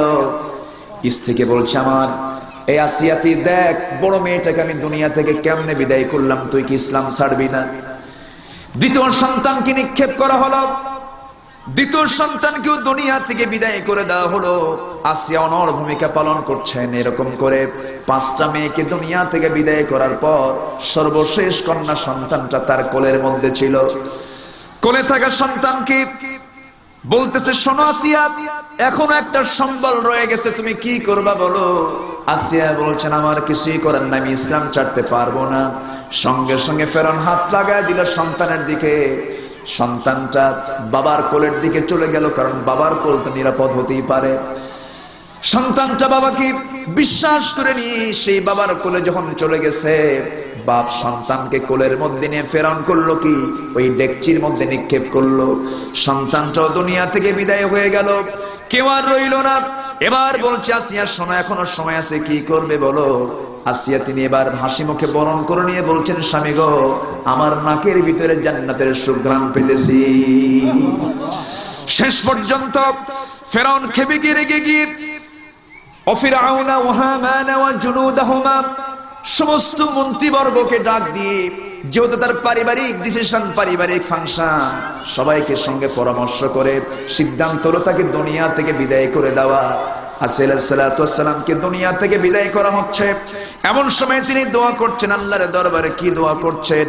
রব্বি বিনিলি ইনদাকা বাইতান ফিল জান্নাতি ওয়া নাজ্জিনি মিন ফিরআউনা ওয়া আমালিহি ওয়া নাজ্জিনি মিনাল কওমিয যালিমিন। আল্লাহ তাআলা, দুনিয়ার ঘর আমার হলো না, আমার স্বামী আমাকে দুনিয়া থেকে বিদায় করে দেবে, আমার কোনো দুঃখ নাই, দুনিয়ার কোনো ঘর আমি চাই না। আল্লাহ তুমি আমার জন্য জান্নাতের ঘর তুমি আল্লাহ আমার জন্য বানাইয়া দাও। আমাকে জালিমদের জুলুম থেকে আমাকে বাঁচায় দাও, ফিরআউনের সেই অনিষ্ট থেকে আমাকে হেফাজত করো। আল্লাহ রাব্বুল আলামিন দোয়া মঞ্জুর করলেন। আমার মা, এই সমস্ত দৃষ্টান্ত এই জন্য দেওয়া হলো, আপনার স্বামী যে ভালোই হবে এমনটা গ্যারান্টি কেউ দিতে পারবে না, কিন্তু এর মানে আপনার অস্থির হওয়া যাবে না, আপনার জীবন আপনার জামল এটা ঠিক রাখতে হবে। আপনি চলে যাবেন, আমিও চলে যাব, কেউ দুনিয়াতে থাকবো না। দুনিয়া থেকে বিদায় যখন হয়ে যাব, যে যার আমল নিয়ে দুনিয়া থেকে বিদায় হয়ে যাব, সমস্ত আমল নামাকে আপনার হাতে তুলে দেওয়া হবে, বিচার করবেন মহান রব্বুল আলামিন। সেই দিন বিচারের মাহশারে কেউ কারো উপকারে আসবে না। সেই জন্য আমার মা, এই সমস্ত বিষয়গুলো ইতিহাসগুলো আপনাকে বোঝার চেষ্টা করতে হবে। তারা কত কষ্ট করে দিন মেনেছেন, দিনকে বোঝার চেষ্টা করেছেন। আজকে আপনি মুসলমান, মুসলিম পরিবারে আপনার জন্ম হয়েছে, আপনার বুঝতে হবে আল্লাহ পাক আমাকে কি হুকুম দিয়েছেন। ঘুম থেকে উঠবেন, ঘুম থেকে ওঠার পর প্রথম কাজটা হবে ওযু বানায়া নামাজে দাঁড়াবেন। ফজরের নামাজটা আদায় করলেন, সাংসারিক কাজকর্মে যাওয়ার আগে আপনার ডেইলি রুটিন হবে কোরআন শরীফ সুন্দর করে আপনি তেলাওয়াত করবেন ঘরের কোণে বসে বসে। আপনার পেটের সন্তান, আপনি কোরআন তেলাওয়াত করবেন, আপনার পেটের সন্তানটা আল্লাহর ওলি হয়ে যাবে। আপনি কোরআন তেলাওয়াত করবেন, আপনার সন্তানদের কানে কানে চলে যাবে, আপনার স্বামীর কানে চলে যাবে, পরিবারটা জান্নাতের টুকরা হয়ে যাবে। আপনি পারবেন সংসারে শান্তি আনতে, আপনি পারবেন সংসারে অশান্তি আনতে। এই জন্য সংসার হয় রমণীর গুণে, একটা কথা আছে, সংসার হয় রমণীর গুণে। আমার মা, আপনাকে এই সমস্ত চরিত্রকে সুন্দর করার জন্য কোরআন কেন্দ্রিক জীবন যাপন আপনাকে করতে হবে। আজ থেকে 20 বছর আগেও যদি কোনো মহিলার বিয়ে হতো, যখন ছেলে পক্ষ মেয়েদেরকে দেখতে যেত তখন বলতো, মা তুমি কোরআন শরীফ পড়তে পারো নাকি, এরকম প্রশ্ন হতো। এখন কি সেই প্রশ্ন আছে নাকি? এখন প্রশ্ন সেটা নাই, তখন এখন বলে তুমি কি ল্যাপটপ চালাতে পারো নাকি, কম্পিউটার পারো, কম্পিউটার বুঝো তুমি। এখন সব আলট্রা মডার্ন হয়ে গেছে, মডার্নের ঠেলায় কার বউ কে নিয়ে যায় কোনো হুঁশ থাকে না। আমার মা, এই জন্য আপনাকে কোরআন কেন্দ্রিক জীবন যাপন করতে হবে, কোরআনকে মানতে হবে, ইসলামকে মানতে হবে, দ্বীনকে মানতে হবে। দ্বীন মানতে হবে আপনাকে জীবনের প্রত্যেকটা ফাংশনে, প্রত্যেকটা কাজে কোরআন বুঝতে হবে। ইসলাম নারীদের জন্য আল্লাহ পাক কি যে একটা বিশাল সম্মান দিয়েছে ইসলাম নারীদের জন্য, এই জিনিসটা আপনাকে অনুধাবন করতে হবে। আপনি বুঝবেন না, আপনি ভাববেন না যে এটা যে ইসলাম নারীকে ঠকাইছে, বোরকার মধ্যে তুইলে ঘরের মধ্যে বান্ধে রাখছে না। ইসলাম আপনাকে একটা রাইটস দিয়েছে, একটা অধিকার দিয়েছে। আমি তো আশ্চর্য হয়ে যাই, আল্লাহ রাব্বুল আলামিন নিজেও মেয়েদের পক্ষে, রাসূল মেয়েদের পক্ষে। একদিন আল্লাহর পয়গম্বর মুসা আলাইহিস সালাতু ওয়াস সালাম আল্লাহকে বলছেন, আল্লাহ তুমি যখন বান্দার উপরে খুশি হও তখন তুমি কি করো? তখন আমি বৃষ্টি দেই। যখন তুমি আরেকটু বেশি খুশি হয় তখন তুমি কি দাও? আমি তখন খুশি হয় আর মেয়ের সন্তান দিয়ে দিই। তাহলে আল্লাহ মেয়েদের পক্ষে, রাসূল মেয়েদের পক্ষে।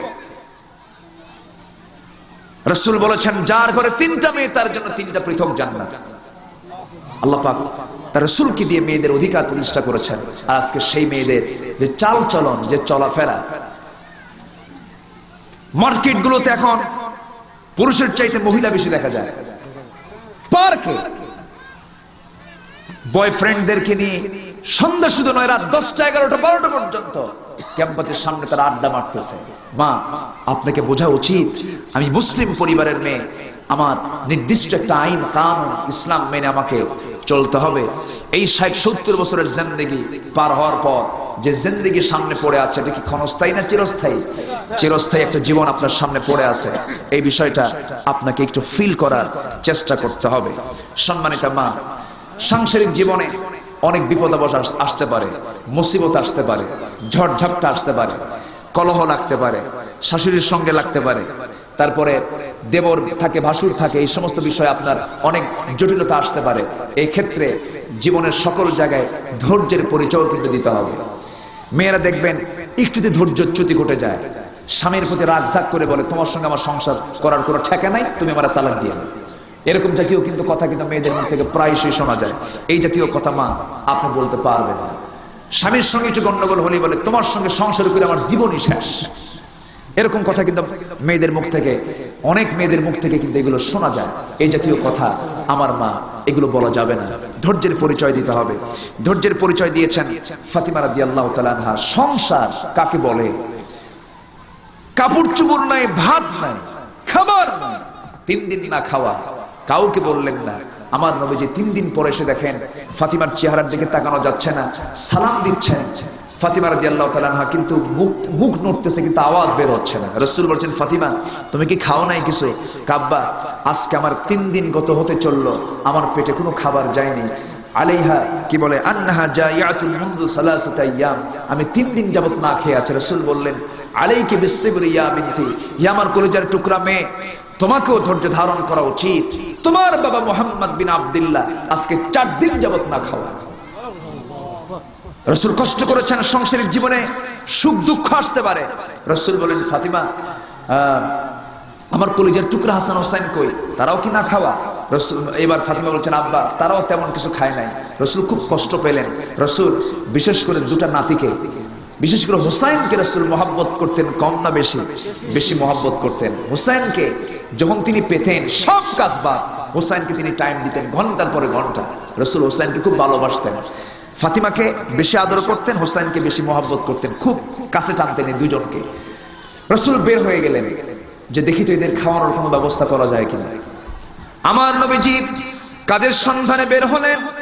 বের হতে নিয়ে দেখতে পেলেন একটা কাজ তিনি পেলেন ইহুদির বাড়ি থেকে। সেখানে তার কি করতে হবে? কূপ থেকে পানি তুলতে হবে, 1 বালতি পানি তুললে 1টা করে খেজুর দেওয়া হবে।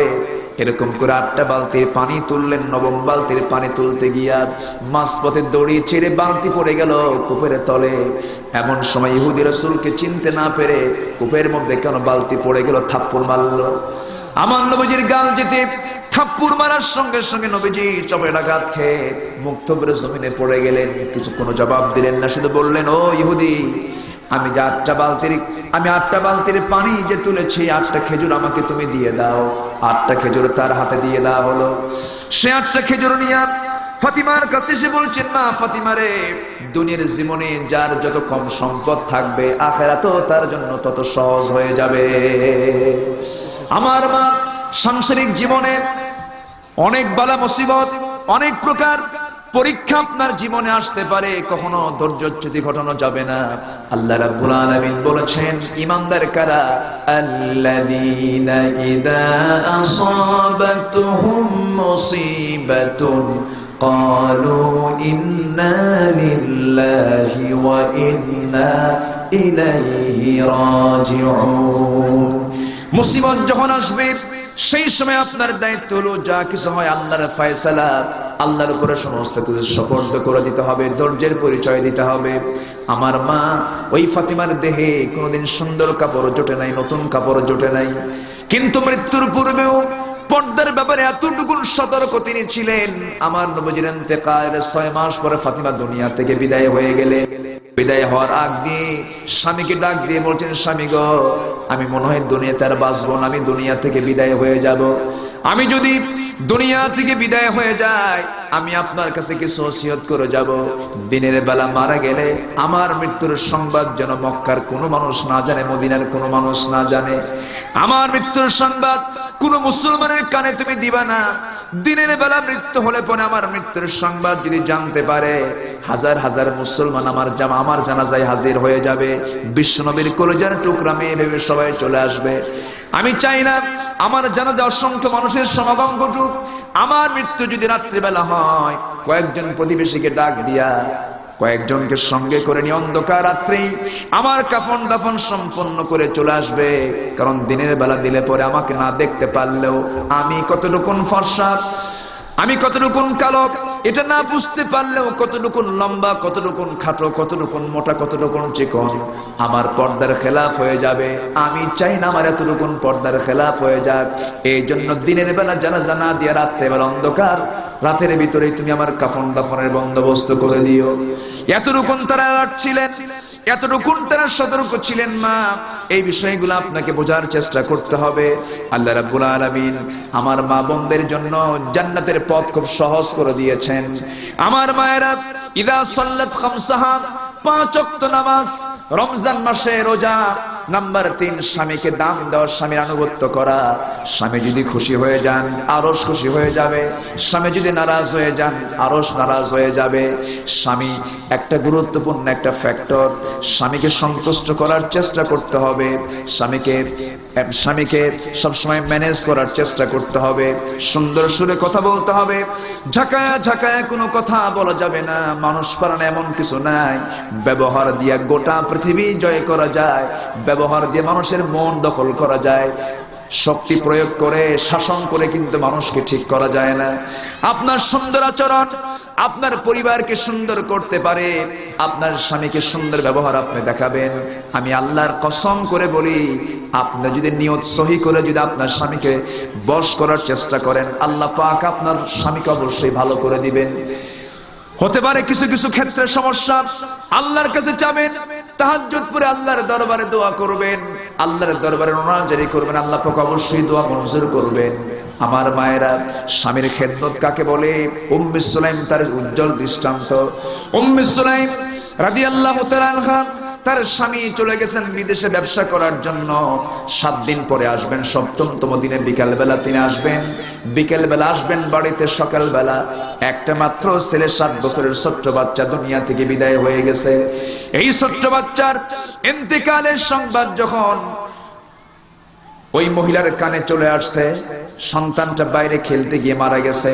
এমন সময় কাউকে তিনি বললেন না, সন্তানটাকে আস্তে করে কোলের মধ্যে করে নিয়ে চলে আসলেন, ঘরের মধ্যে শোয়া দিলেন, আশেপাশের প্রতিবেশীকে জানায় দিলেন, দোহাই লাগে আমার সন্তানটার মৃত্যু হয়েছে, কাউকে বলবা না, কারণ আমার স্বামী বিকাল বেলা চলে আসবেন।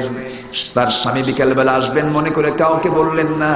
পাশের ঘরে আস্তে করে চাদর মুড়ি দিয়ে ঘুমায় রাখলেন, শোয়া রাখলেন। স্বামী বিকাল বেলা চলে আসবেন মনে করে সুন্দর কাপড় চোপড় পরে ডেকোরেট হয়ে সাজিয়ে তিনি আসেন, তার স্বামীকে ওয়েলকাম জানাবেন। স্বামী বিকাল বেলা চলে আসলেন, পাশের ঘরে কিন্তু লাশ পড়ে আছে, বাচ্চাটার সন্তান মারা গেছে।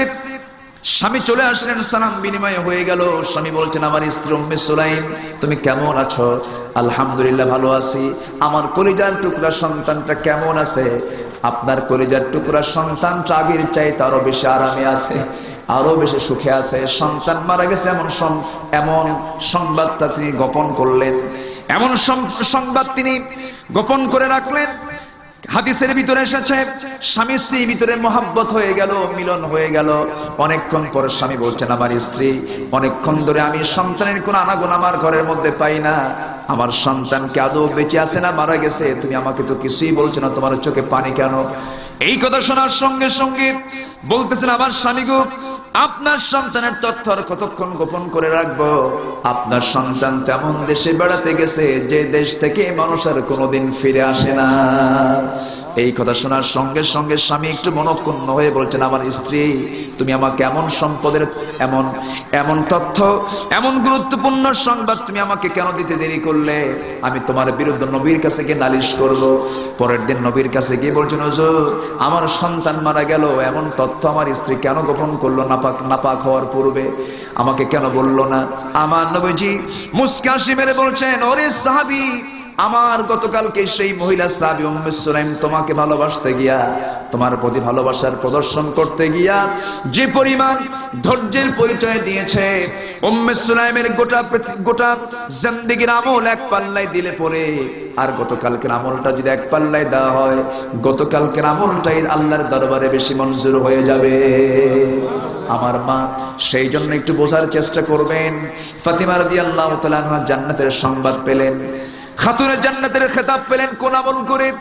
জিহাদের ময়দান থেকে হযরত আলী যুদ্ধ করে মাঝ রাত্রিতে গিয়ে বলছেন, ফাতিমা আমি তৃষ্ণার্ত, আমি পিপাসার্ত, আমাকে এক গ্লাস পানি দিয়ে দাও।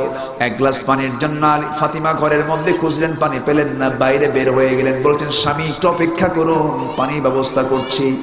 অনেকক্ষণ ধরে খোঁজাখুঁজি করে পানি এনে এসে দেখেন স্বামী ঘুমিয়ে পড়েছেন। পাশে গ্লাস না রেখে শিওরে গ্লাসটা নিয়ে তিনি দাঁড়ায় আছেন। বিশ্বনবীর মেয়ে খাদিজার মেয়ে তিনি দাঁড়ানো, গোটা রাত তিনি দাঁড়ানোর পর শেষ রাতের দিকে আলীর ঘুম ভেঙে গেছে। হযরত আলী ঘুম থেকে জাগা পেয়ে দেখেন ফাতিমা হাতে গ্লাস নিয়ে দাঁড়ানো শিওরে। এবার বলছেন, ফাতিমা তুমি দাঁড়ায় আছো কেন? তুমি গ্লাসটা রেখেও তো তুমি পাশে ঘুমায় যেতে পারতে। ফাতিমা বলছেন, আমার স্বামী, আপনি আমার স্বামী, জিহাদ করে এসেছেন, আপনি তৃষ্ণার্ত, কখন পানি লাগবে, পানি দিতে যদি দেরি হয়ে যায় আমার আদবের খেলাফ হয়ে যাবে, আমার জীবনটা আমি আপনার জন্য উৎসর্গ করে দিলাম। এই যে আচরণ, হযরত আলী দারুণ খুশি হয়ে গেলেন। ওযু বানায়া নামাজে দাঁড়ায়া আল্লাহর দরবারে দোয়া করে বলছেন, আল্লাহ তাআলা আজকে ফাতিমা আমাকে যে পরিমাণ সম্মান করলো, আমাকে যে পরিমাণ অনার করলো, আল্লাহ তুমি তোমার তরফ থেকে তার সম্মানের জাযা দিয়ে দিও। আল্লাহর দরবারে মঞ্জুর হয়ে গেল। আমার নবী যে ফজর নামাজ পড়াচ্ছেন, আলী ফজর নামাজে গিয়ে শামিল হয়েছেন। ফজর নামাজের পর আমার নবীজি মুখ ঘুরায় নিয়ে সাহাবীদেরকে বলেন, সাহাবীরা তোমরা সবাই চলে যাও, আলীর সঙ্গে আমার কিছু কথা আছে। হযরত আলী থরথর করে কাঁপেন আর মনে মনে ভাবেন, গতকালকে তার মেয়েকে কষ্ট দিয়েছে জিবরাইল মনে খবর দিয়ে দিছে। তিনি উল্টা বুঝলেন। আমার নবীজি বলছেন, আলী তুমি কাঁপো কেন? থরথর করে কাঁপতেছে কেন? হুজুর আমার ভুল হলে মাফ করে দিয়েন, আমি আপনার মেয়েকে গত রাত্রে কষ্ট দিয়েছি। রাসূল বলছেন, না রে না আলী, গতকালকে আমার মেয়ে তোমার সঙ্গে যে আচরণটা করেছে আরশ পর্যন্ত খুশি হয়ে গেছে।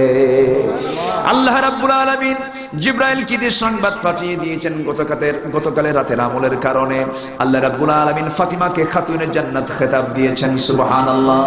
আমার মা, এই জন্য সাংসারিক জীবন সুন্দর হবে আপনার যদি চরিত্র সুন্দর হয়ে যায়।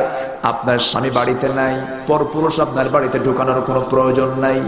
আপনার স্বামী আপনার বাড়িতে নাই, পরপুরুষের সঙ্গে আপনি সোফা সেটে বসে বসে গল্প করার কোনো প্রয়োজন নাই।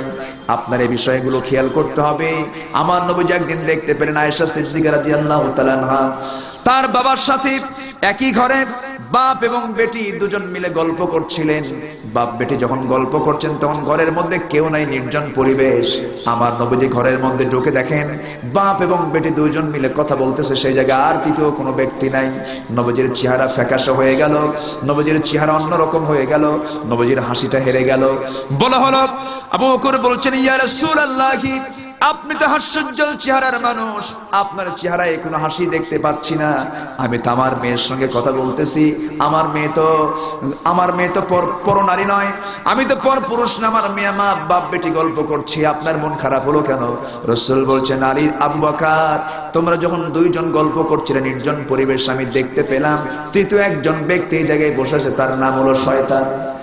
মানে বুঝাইয়া দিলেন রাসূল, নির্জন পরিবেশে বাপ তার বেটিকে নিয়েও গল্প করা উচিত নয়, সেখানে আরেকজন থাকা উচিত। ফিতনা আসতে পারে, ফিতনা আসুক এমন কোন পরিবেশ তৈরি করা যাবে না। মা এই সমস্ত বিষয়ে সতর্ক করে দিয়েছেন মুহাম্মদুর রাসূলুল্লাহ সাল্লাল্লাহু আলাইহি সাল্লাম। আমার মা পোশাকের ব্যাপারে, কথার ব্যাপারে, এরপরে চাল চলনের ব্যাপারে, রাস্তায় বের হওয়ার ব্যাপারে সব কিছু আল্লাহ পাক কোরআনের ভিতরে বলে দিয়েছেন। আল্লাহ রাব্বুল আলামিন এই সমস্ত বিষয়ে জানিয়ে দিয়ে বলছেন, ও মহিলারা, চারটা কাজ যদি করতে পারো, নামাজ, রোজা, স্বামীকে দান, পর্দায় যদি থাকতে পারো, আটটা জান্নাতের সমস্ত দরজা আল্লাহ পাক আপনার জন্য খুলে খুলে দিবে। আল্লাহ পাক মা বোনদেরকে বোঝার তৌফিক দান করুন। আমার মা, আপনারা একটু চুপে চুপে বলি আল্লাহুম্মা আমিন। এ পর্যন্ত তিনজন নারীর দৃষ্টান্ত পেলাম। দুজন নবীর স্ত্রী, যারা জাহান্নামে নবীর স্ত্রী হওয়ার পরও তারা জান্নাত পেল না। আরেকজন হচ্ছেন একজন কাফেরের স্ত্রী, তার নাম হচ্ছে আসিয়া আলাইহিস সালাতু ওয়াস সালাম। আল্লাহ পাক তাকে জান্নাত দিয়েছেন। কাফের স্বামী হওয়ার পরও কাফেরকে, তার কুফরি শক্তিকে তিনি বিশ্বাস করেন নাই। তিনি মুসার দ্বীনকে, ইসলামকে তিনি মেনে নেওয়ার কারণে শেষ পর্যন্ত শাহাদাত বরণ করলেন। বাতিল শক্তির কাছে তিনি মাথা নত করলেন না। আমার মা, আপনাকেও সিদ্ধান্ত নিতে হবে। একামতে দ্বীনের কাজ করতে গিয়ে যদি আপনাকেও জীবন দিতে হয়, জীবন দেওয়ার মানসিকতা আপনার ভিতরেও থাকতে হবে। কারণ একামতে দ্বীনের কাজ শুধু পুরুষের নয়, মেয়েরাও একামতে দ্বীনের কাজের আঞ্জাম দিয়েছেন। উহুদের ময়দানে আমার রাসূল বলেন উহুদের ময়দানে আমার কাছাকাছি দুজনকে বেশি পেয়েছি, উম্মে আয়মান, উম্মে আম্মারা। এই দুজনকে আমি উহুদের ময়দানে বেশি কাছে কাছে পেয়েছি। আমি দেখেছি তারা তাঁবুর খুঁটি হাতের মধ্যে নিয়ে সাহাবীদের অস্ত্র দিয়ে সহযোগিতা করেছে। এই জন্য মেয়েদেরও ইসলামে কম অবদান নাই। অনেক মেয়েরা, অনেক মহিলা সাহাবীরা ইকামতে দ্বীনের জন্য কাজ করেছেন। সম্মানিতা মা, আল্লাহ রাব্বুল আলামিন আপনার সন্তান ইকামতে দ্বীনের কাজ করবে, আপনি বাধা দিতে পারবেন না। আপনাকে ধৈর্যের পরিচয় দিতে হবে। আপনাকে হতে হবে আসমা বিনত আবু বকর রাদিয়াল্লাহু আনহার মতো। আসমা বিনত আবু বকর রাদিয়াল্লাহু আনহার ছেলে আব্দুল্লাহ বিন জুবাইর হাজ্জাজ বিন ইউসুফের সময়, হাজ্জাজ বিন ইউসুফ বনি সাকিফ গোত্রের একজন মিথ্যুক বাদশা ছিল। সে নিরপরাধ অনেক দামি দামি যারা দ্বীনের পথের প্রকৃত যারা মুজাহিদ তাদেরকে ধরে হাজ্জাজ বিন ইউসুফ অনেককে দুনিয়া থেকে বিদায় করে দিয়েছিল। তা আব্দুল্লাহ বিন জুবাইর ইবনুল আওয়াম রাদিয়াল্লাহু আনহুর ছেলে আব্দুল্লাহ বিন জুবাইর যখন তার বিরুদ্ধে হাজ্জাজ বিন ইউসুফ ফরমান জারি করলো যে তাকে দুনিয়া থেকে বিদায় করে দিতে হবে, আব্দুল্লাহ বিন জুবাইর ভাবলেন আমি হলাম একমাত্র ছেলে, আমার মা বুড়া মানুষ, পৃথিবীতে আর কেউ নাই, তাই আমি যদি দুনিয়া থেকে বিদায় হয়ে যায় আমার মার কি হবে। মার কথা চিন্তা করে মার কাছে এসে বলছে, মা তুমি কি জানো হাজ্জাজ বিন ইউসুফের লোকেরা মুসলমানদের হাত কেটে নিচ্ছে, পা কেটে নিচ্ছে, চোখ তুলে নিচ্ছে, মস্তক বিচ্ছিন্ন করে দিচ্ছে, আমি কি করবো মা? আমি কি জিহাদে যাব? আমি কি বাতিল শক্তির মোকাবেলা করব? বুড়ি মানুষ আসমা বিনত আবু বকর রাদিয়াল্লাহু তাআলা আনহা, আয়েশা সিদ্দিকা রাদিয়াল্লাহু আনহার বড় বোন, আবু বকর সিদ্দিক রাদিয়াল্লাহু আনহুর বড় মেয়ে, যাকে জাতুন নিতাকাইন বলা হয়, সেই মহিলা ওই বৃদ্ধ বয়সে বলছেন, বনু সাকিফ গোত্রের যখন লিডার হাজ্জাজ যখন দেশ চালাচ্ছিল ওই সময় তিনি বললেন, আব্দুল্লাহ তুই আমাকে এই কথা বলে আমাকে মনটা খারাপ করে দিলে, আমার মনটা নষ্ট করে দিলে কেন? আসমা বিনত আবু বকর বলছেন, আব্দুল্লাহ রে, আমি বুড়ি হয়ে যেতে পারি, আমি চোখে কম দেখতে পারি, আমার চামড়া কুচকে যেতে পারে, কিন্তু আব্দুল্লাহ তোর মুখ থেকে এমন জাতীয় কথা আমি শুনতে আমি পছন্দ করি না। এমন জাতীয় কথা তুই বলে আমাকে কষ্ট দিয়েছিস। আব্দুল্লাহ তুই বাতিল শক্তির মোকাবেলা করতে যাবি, দিনকে বিজয় করার জন্য তুই বের হয়ে যাবি। আমি তোকে একটা উদাহরণস্বরূপ বলতে চাই, ছাগল জবাই করার পর সেই ছাগলের গোশত দিয়া ভুনা করে খাক, কিমা করে খাক, যে করে খাক, ছাগলের যেমন কোনো চিন্তা থাকে না, তেমনি তুই দুনিয়া থেকে বিদায় হয়ে যাবি। তোর চোখ তুলুক, হাত কাটুক, পা কাটুক, তোর দেখার কোনো দরকার নাই। আমি আসমা শহীদের মা হয়ে দুনিয়া থেকে বিদায় হতে চাই। চিন্তা করে দেখুন মা তারা কি ছিলেন। স্বামী ছিল না, কেউ ছিল না, সন্তান একমাত্র। সেই সন্তান এসে বলতেছে, এবার আব্দুল্লাহ বলছেন, মা আল্লাহর কসম করে বলি, আমার জীবনটা দিতে আল্লাহর পথে বিন্দু পরিমাণ আমার কোনো এখানে কোনো কৃপণতা নাই, আমার কোনো বক্রতা নাই, কিন্তু আমি চেক করলাম মা তোমার মনের অবস্থাটা কি। আমি যদি দুনিয়া থেকে বিদায় হয়ে যাই তুমি সবর ধরতে পারবে কিনা, ধৈর্য ধরতে পারবে কিনা, এই চিন্তায় আমি পেরেশান ছিলাম মা, আমার কোনো চিন্তা নাই আর। এই কথা বলে আব্দুল্লাহ বিন জুবাইর হকের পক্ষে থেকে যখন বাতিল শক্তির যখন মোকাবেলা করতে গেলেন, তাকে দুনিয়া থেকে বিদায় করে দিয়ে হাজ্জাজ বিন ইউসুফের লোকেরা দুই পা বেঁধে গাছের সঙ্গে লটকা রাখলো, ঝুলায় রাখলো। 2 দিন চলে গেল, 3 দিন চলে গেল, তার লাশ কেউ নামায় না। বৃদ্ধা মা আসমা রাদিয়াল্লাহু তাআলা আনহা সেই ছেলের লাশের দিকে তাকালেন, বুড়ো বয়সের লাশের দিকে তাকালেন, বিন্দু পরিমাণ দিলের মধ্যে কোনো ভয় পেলেন না। আস্তে করে আশেপাশের লোকজনকে বললেন, ও দুনিয়ার মানুষরা, তোমরা কি দেখো না আমার সন্তানটা কোথায়? ঝুলন্ত ওই ঝুলন্ত রশিটা তোমরা খুলে দাও, আমার সন্তানকে একটু আমি শেষ দেখে নিতে চাই। আস্তে করে নামায়া দিল আর বললেন, আল্লাহর প্রতীকের এখনো কি নামার সময় হয় নাই। এই কথা বলে সন্তানকে তিনি বিদায় জানাবেন। বনু সাকিফ গোত্রের হাজ্জাজ বিন ইউসুফ সামনে দাঁড়ানো। এবার আসমা বিনত আবু বকর বলছেন, আমার নবীজির বর্ণিত হাদিস, তিনি একজন রাবী ছিলেন।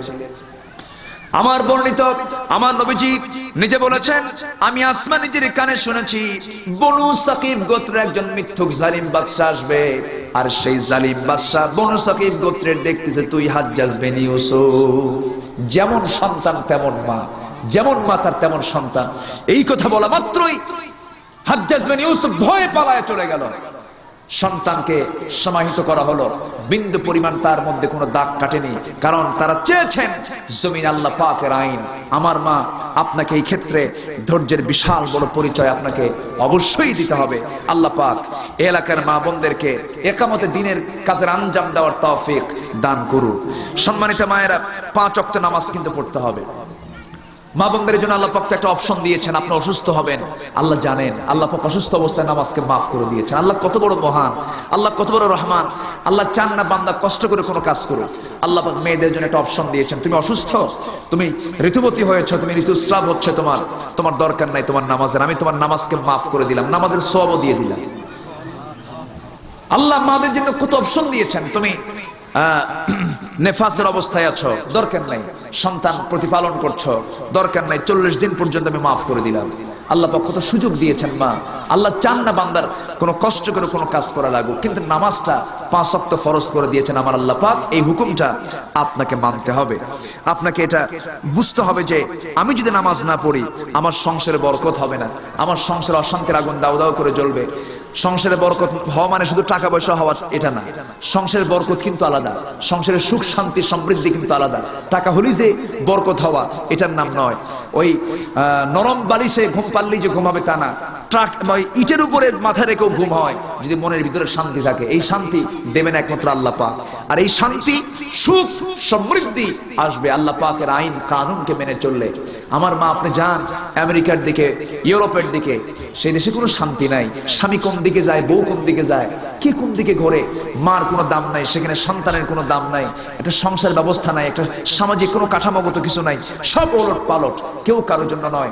যে দেশে বৃদ্ধাশ্রম তৈরি হয়, মানুষ বুড়ো হয়ে গেলে তাদেরকে পাগল বলে, একটা বৃদ্ধাশ্রমে রেখে আসে। আমার দেশে ওই ট্র্যাডিশনটা চালু হয়েছে, মানে আমার দেশে কিছু ওইরকম জানোয়ার মার্কা কিছু লোক আছে, এই জানোয়ার মার্কা লোকের কারণে আমার দেশে বৃদ্ধাশ্রমের মতো একটা অভিশাপ তৈরি হয়েছে।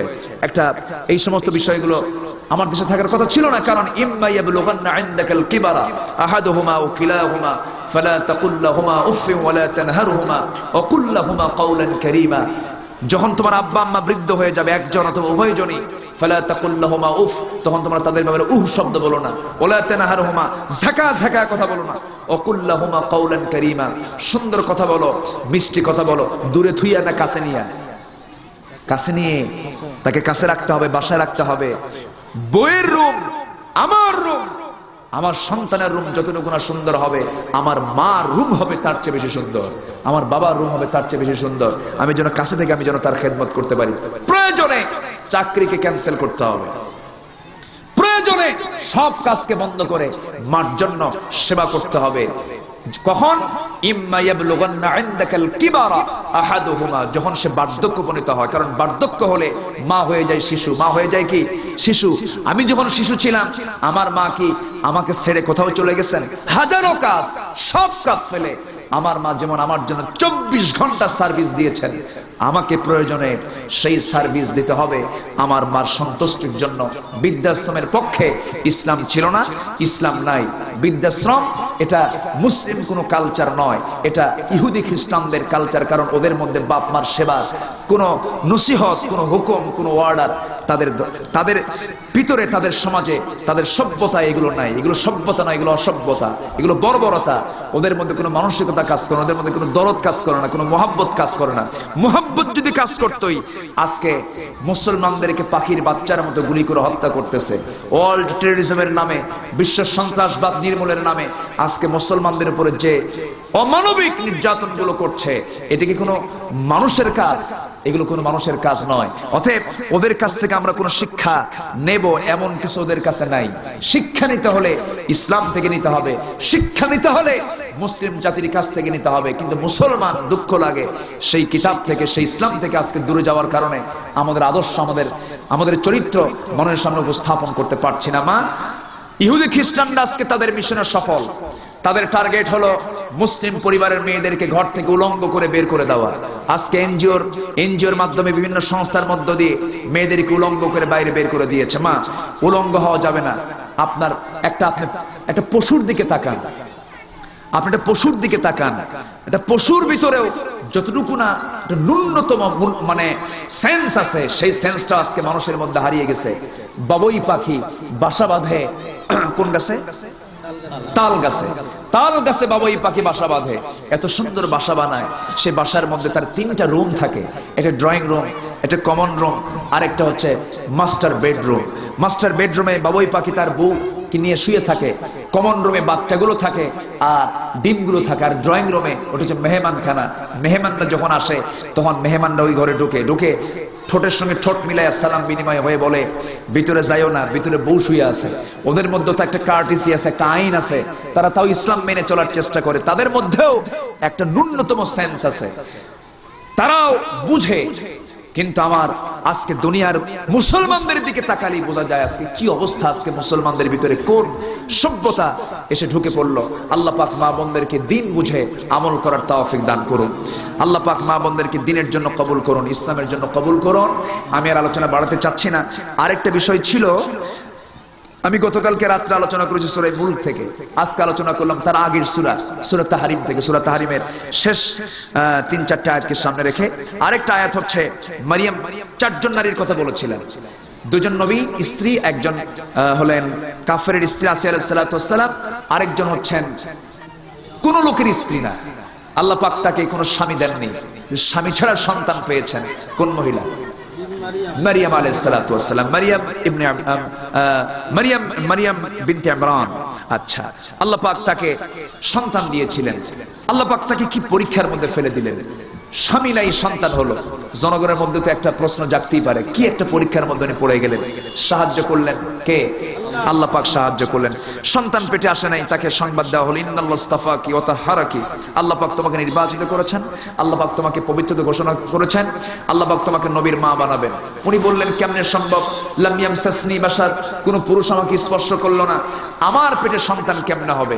আল্লাহ পাক বললেন অসম্ভবকে সম্ভব করার ক্ষমতা কার? আল্লাহ পাক।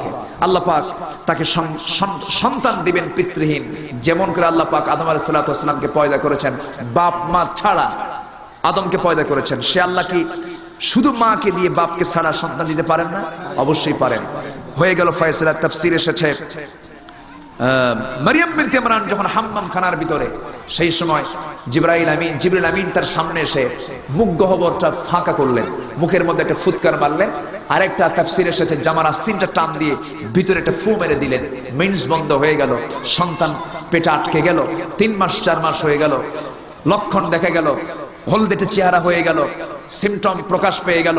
কাফের মুশরিকরা ওই তৎকালীন ওই সময়ের ইহুদি খ্রিস্টান চক্র সবাই দেখে ফেললো যে এটা কেমন কথা। জাকারিয়া আলাইহিস সালাতু ওয়াস সালাম এই মহিলাটার তত্ত্বাবধানে ছিল, সে থাকতে এই মেয়েটার পেটে স্বামীটাকে এই কাজটা করলো কে? শেষ পর্যন্ত প্রশ্ন করা হলো, মারিয়াম এই কাজটা কে করেছে তোমার? উনি বলেন আমাকে কোনো পুরুষ স্পর্শ করেনি, আল্লাহ পাক আমাকে তার নিজ কুদরতে সন্তান দান করেছেন। কেউ তাকে বিশ্বাস করলো না, ঘাড় ধাক্কা দিয়ে বের করে দিল। কিন্তু মারিয়াম ভরসা করলেন কার উপরে? পরীক্ষা করলেন কে? আল্লাহ পাক। আল্লাহ রাব্বুল আলামিন বলেন ومريم ابنة عمران التي أحصنت فرجها فنفخنا فيه من روحنا وصدقت بكلمات ربها وكتبه وكانت من القانتين। শেষ পর্যন্ত কি হলো? তাকে ঘাড় ধাক্কা দিয়ে বের করে দেওয়া হলো। আল্লাহর উপরে তিনি ভরসা করলেন, আল্লাহ সন্তান তুমি দিয়েছো, এই বিপদ থেকে তুমি আমাকে বাঁচাও। আল্লাহ রাব্বুল আলামিন তাকে বাঁচালেন। 10টি মাস পূরণ হয়ে গেল, সন্তান ডেলিভারি হয়ে গেল। পৃথিবীতে 3জন নারীর সন্তান ডেলিভারির সময় কোনো ধাত্রীর প্রয়োজন হয় নাই। তার মধ্যে একজন হচ্ছেন মারিয়াম, আরেকজন হচ্ছেন মা আমেনা, আরেকজন হচ্ছেন হযরত ইব্রাহিম আলাইহিস সালাতু ওয়াস সালামের মা। এই 3জন মহিলার সন্তান ডেলিভারির সময় দুনিয়ার কোনো ধাত্রী নার্সের প্রয়োজন হয় নাই। তিনি ঘুমায় গেলেন শুকনো ডালের নিচে। তিনি ঘুম থেকে জাগা পেয়ে দেখেন তার বাম পাশে সদ্য সন্তান ঈসা হাত পা নড়াচড়া করছে। শুকনো ডালের নিচে ঘুমিয়ে পড়েছেন। গাছটা পাতা পল্লব দিয়ে ছড়ে গেছে, ফলমূল পাকা ধরে আছে, তিনি ফলমূল গুলো খেলেন, জীবনের শক্তি ফিরে পেলেন। সন্তানকে 3 দিন দুধ পান করালেন। 3 দিন দুধ পান করানোর পর আল্লাহ পাক বলছেন, মারিয়াম তুমি আর এই জায়গায় থাকতে পারবে না, এই সন্তান কিনে তুমি মানুষের মাঝে চলে যাও, বাইতুল মুকাদ্দাস চলে যাও। তিনি বললেন কেমনে যাব? সন্তান পেটে রেখেই যে আমাকে গালি শুনতে হয়েছে, এবার সন্তান ভূমিষ্ঠ করে নিয়ে আমি যদি মানুষের মাঝে চলে যাই, আমাকে গালির পরিমাণ বাড়ায় দেবে, আমাকে তারা বিভিন্ন প্রশ্ন করবে, কি জবাবটা দেব? আল্লাহ বললেন, শোনো মারিয়াম, এখন তো আমার সাহায্য তোমার উপরে করা শুরু হয়ে গেছে, তুমি চলে যাও, আমার হুকুমটা ফলো করো। তোমাকে যখন কেউ প্রশ্ন করবে সেই সময় তুমি বলবে, ক্বালাত ইন্নী নাযারতু লিররহমানি সাওমা, তুমি বলবে আমি একজন রোজাদার, আমি কোনো কথা বলতে পারবো না, যত কথা আমার সন্তানকে তোমরা করো। আমার সন্তান সকল প্রশ্নের জবাব দিয়ে দেবে। সন্তানটার বয়স মাত্র 3 দিন। কয়দিন বয়স? 3 দিন বয়স। এখন তো কথা বলা তো খুব কঠিন ব্যাপার। এই 3 দিনের বাচ্চা কথা বলবে। তিনি গেলেন মানুষের মাঝে, সমস্ত লোকজন বলে ফেললো, এই মারিয়ামের কোনো হায়া নাই, শরম নাই, লজ্জা নাই, এই সন্তানকে নিয়ে কেমনে আসলো, স্বামীর পরিচয় নাই, যারা সন্তান নিয়ে চলে আসছে, এমন জাতীয় কথা বলে যখন বলতেছে, ও মহিলা তোর স্বামীর নামটা কি? এই সন্তানটার পিতারকে। এই কথা বলার সঙ্গে সঙ্গে তিনি বলেন, আমি কোনো কথা বলবো না, এই সন্তানকে তোমরা জিজ্ঞাসা করো। একজন জিজ্ঞাসা করে ফেললো, ও সন্তান তোর মা তোকে জিজ্ঞাসা করতে বলে তোর পরিচয়টা কি? সঙ্গে সঙ্গে তিনি দোলনা থেকে জবাব দিচ্ছেন, ক্বালা ইন্নী আবদুল্লাহ আতানিয়াল কিতাব ওয়া জাআলানি নাবিয়্যা, আমি হলাম আল্লাহর গোলাম, আল্লাহ পাক আমাকে ইনজিল কিতাব দান করেছেন, আমি একজন নবী, আর আমার মা একজন নবীর মা, অতএব আমার মার সঙ্গে তোমরা কেউ বেয়াদবি করতে পারবে না। আল্লাহ পাক হককে প্রকাশ করে দিলেন, সত্যকে প্রকাশ করে দিলেন, কিন্তু ধৈর্যের পরিচয় তিনি দিয়েছেন বলেই তো হয়েছে। এই জন্য মা, এই মারিয়ামের দৃষ্টান্ত এই জন্য দেওয়া হলো, আল্লাহ পাক তাকে এত ধৈর্য দিয়েছেন, সেই ধৈর্যের পুরস্কার তিনি পেয়েছেন। মারিয়ামের জীবন থেকে আপনারা ধৈর্যের শিক্ষা নেওয়ার চেষ্টা করবেন। আল্লাহ রাব্বুল আলামিন এই 4 জন নারীর দৃষ্টান্ত দিয়ে বুঝায় দিচ্ছেন, ও দুনিয়ার নারী সমাজ, সমস্ত কিছুর শিক্ষা তোমরা এর মধ্যে পেয়ে যাবে। এই সমস্ত শিক্ষা অর্জন করো, বোঝার চেষ্টা করো, দিন মানার চেষ্টা করো, আল্লাহ তোমার জন্য জান্নাতের ব্যবস্থা করে দিবেন। আল্লাহ রাব্বুল আলামিন আমাদের এই এলাকার মা বোনদেরকে দিনের জন্য, কোরআনের জন্য কবুল করুন। আমার মা একটু বলুন তো সবাই চুপে চুপে আল্লাহুম্মা আমিন। আসুন আমরা এখন দোয়ার দিকে চলে যাব, যতটুকু হয়েছে বলি আলহামদুলিল্লাহ। যেমন আমাদের দেশের সমাজে যে বিয়ে শাদী হয়, যে গায়ে হলুদ দিয়ে, আচ্ছা, এখন একটা সিস্টেম বাড়িয়েছে কি, আমরা ডোল ব্যাগটো বাজাই, বুঝলেন? আচ্ছা, এই জিনিসটা আচ্ছা। এখানে কিছু প্রশ্ন আসছে, এখানে কিছু প্রশ্নোত্তর পর্ব হয়ে যাক। যদি কোনো প্রশ্ন থাকে মাদের প্রশ্ন, আপনারা স্বেচ্ছাসেবক যারা আছেন তাদের মাধ্যমে, মহিলা ভলেন্টিয়ার যারা আছেন তাদের মাধ্যমে দিতে পারেন। খুব জরুরি যেগুলো প্রশ্ন উত্তর আমি দেওয়ার চেষ্টা করব। এটা একটা অপশন রাখা যেত, এটা একটা অপশন রাখা যেত, আগের থেকে নেওয়া যেত। সম্মানিত মেহমান, আপনার নিকট আমাদের একটি আবেদন, এই যে আপনি আমাদেরকে যৌতুক প্রথা, বিয়ের গায়ে হলুদ, বিয়ের অনুষ্ঠানের নামে গান বাজনা কতটুকু জায়েজ, কতটুকু জায়েজ, কতটুকু? আচ্ছা, প্রশ্ন তো মানে বোঝা যাচ্ছে মানে একটু করবেন তা না, লক্ষণটা এরকম মনে হচ্ছে। দেশ ও তরুণ সমাজ ধ্বংসকারী গাঁজা, মাদক এর হাত থেকে কিভাবে ত্রাণ পাবো, সে ব্যাপারে আপনার কাছে উপদেশ চাই। ত্রাণ পাবো, পরিত্রাণ পাবো গাঁজা মাদক থেকে। আমি ওয়াজ করে এটা বন্ধ করতে পারবো না, ওয়াজ করে এটা বন্ধ হবে না। এখান থেকে বাঁচার জন্য যারা মদ এবং গাঁজা যারা সাপ্লাই দেয়, সাপ্লায়ার কি আলেম ওলামা? সাপ্লায়ার তো আলেম ওলামা না, তো আমরা এটা বন্ধ করবো কেমন? সাপ্লাই যারা করে, সাপ্লাই বন্ধ করলেই বন্ধ হয়ে যাবে। জেনার কাজ শুধু ওয়াজ শুনে বন্ধ হবে না, জেনা বন্ধ হয়ে যাবে তখন যখন লাইসেন্স বন্ধ হয়ে যাবে। গাঁজা মদ বন্ধ হবে তখন যখন গাঁজা মদের সাপ্লাই ফ্যাক্টরি যখন বন্ধ হয়ে যাবে, মূল জায়গায় বন্ধ করতে হবে, তাহলে বন্ধ হয়ে যাবে। তো এখন হ্যাঁ, এতটুকু বলা যেতে পারে যে আল্লাহ পাক মদকে হারাম করেছেন, নেশাকে হারাম করেছেন। নেশার সঙ্গে ইসলামের কোনো সম্পর্ক নাই। যারা এটা খাবেন এটা হারাম, এটা নিঃসন্দেহে জাহান্নামের কাজ। আল্লাহ পাক আজকে বিশেষ করে একটা বিশাল অংশ তরুণ সমাজ ধ্বংসের সম্মুখীন। পার্শ্ববর্তী দেশের টার্গেট হচ্ছে এই দেশের যুব সমাজকে ধ্বংস করে ফেলা। ইয়াবা সহ যাবতীয় মাদক দ্রব্যগুলো অবাধে বর্ডার ক্রস করে দেশে পাঠিয়ে দেওয়া হচ্ছে। কেন? যুব সমাজ ধ্বংস হলে নিয়ন্ত্রণে নিয়ে আসা খুব একটা কঠিন কিছু হবে না। পৃথিবীকে গড়তে হলে যুবকরাই গড়তে পারে। এই যুব সমাজের মতো একটা বিশাল গোষ্ঠী যদি ধ্বংস হয়ে যায়, এটা তাদের জন্য সফলতা, এটা বুঝতে হবে। আল্লাহ পাক জাতির যারা নেতৃত্ব দিচ্ছেন তাদেরকেও বোঝার তৌফিক দান করুন। আচ্ছা, যৌতুক প্রথা, যৌতুক তো কৌতুক, যৌতুক তো মারাত্মক একটা ব্যাধি, এটা একটা ক্যান্সার, মারাত্মক একটা বিষয়। যৌতুকের জন্য বউকে মেরে ফেলে এমন রেকর্ড আছে। যৌতুকের টাকা শোধ করার পর আবার নতুন করে যৌতুক চায়, কি এতদিনে যৌতুক দেয় নাই, ওই টাকার সুদ সহ দিয়ে দেয়, এরকমও আছে। যৌতুক মারাত্মক একটা ব্যাধি। যৌতুকের টাকা আর শুকরের মাংস আর কুকুরের মাংস, there is no difference। মানে ওই কুকুরের মাংস আর শুকরের মাংস যেমন হারাম, যৌতুকের টাকা মেয়ে পক্ষের কাছ থেকে ওরকম নেওয়া হারাম। যৌতুকের এই করাল গ্রাস থেকে আল্লাহ পাক জাতিকে হেফাজত করুন, আমরা বলি আল্লাহুম্মা আমিন। বিয়ের গায়ে হলুদ, আমি আলোচনার মধ্যে এটা নিয়ে এসেছি। তো গায়ে হলুদ, আল্লাহ পাক কি আপনার গায়ের কালারকে নষ্ট করে দিছে নাকি? আপনার যে কালার আছে, এই তো অনেক কালার, তো আপনার কালার নতুন করার কি দরকার? আর আপনি কালার করেন ঘরের মধ্যে করেন। আপনার বিয়ে হয় নাই, তার আগের দিন আপনি ছেলে পক্ষের বাড়িতে যায়, মেয়ে পক্ষের বাড়িতে যায় পরস্পর গায়ে হলুদের নামে এই সমস্ত পরধীনতার পরিবেশ সৃষ্টি করবেন। এটা মুসলিম কালচার নয়, এটা বিধর্মীদের কালচার। মুসলমান এই কালচার কখনো মানতে পারে না, এটা হারাম, স্পষ্ট হারাম। বিয়ে অনুষ্ঠানের নামে গান বাজনা, ঢোল, গান বাজনা, এগুলো এখন বড় উচ্চ আওয়াজ। আচ্ছা, ঢোল বাজায়, আচ্ছা ঢোল বাজাচ্ছে বিয়ের অনুষ্ঠানে। আচ্ছা, হ্যাঁ, বক্সে গান চালায়, ওরা মিলাদ টিলাদ চালু করে মনে হয়। না না না, হুজুর মিলাদ বহুত উচ্চ বাক্যে, যেমন পুরো সমাজটাই অস্থির করে ফেলে এক একটা লোক এইভাবে। এই সম্বন্ধে কিছু হুজুর একটা হাইলাইট করে।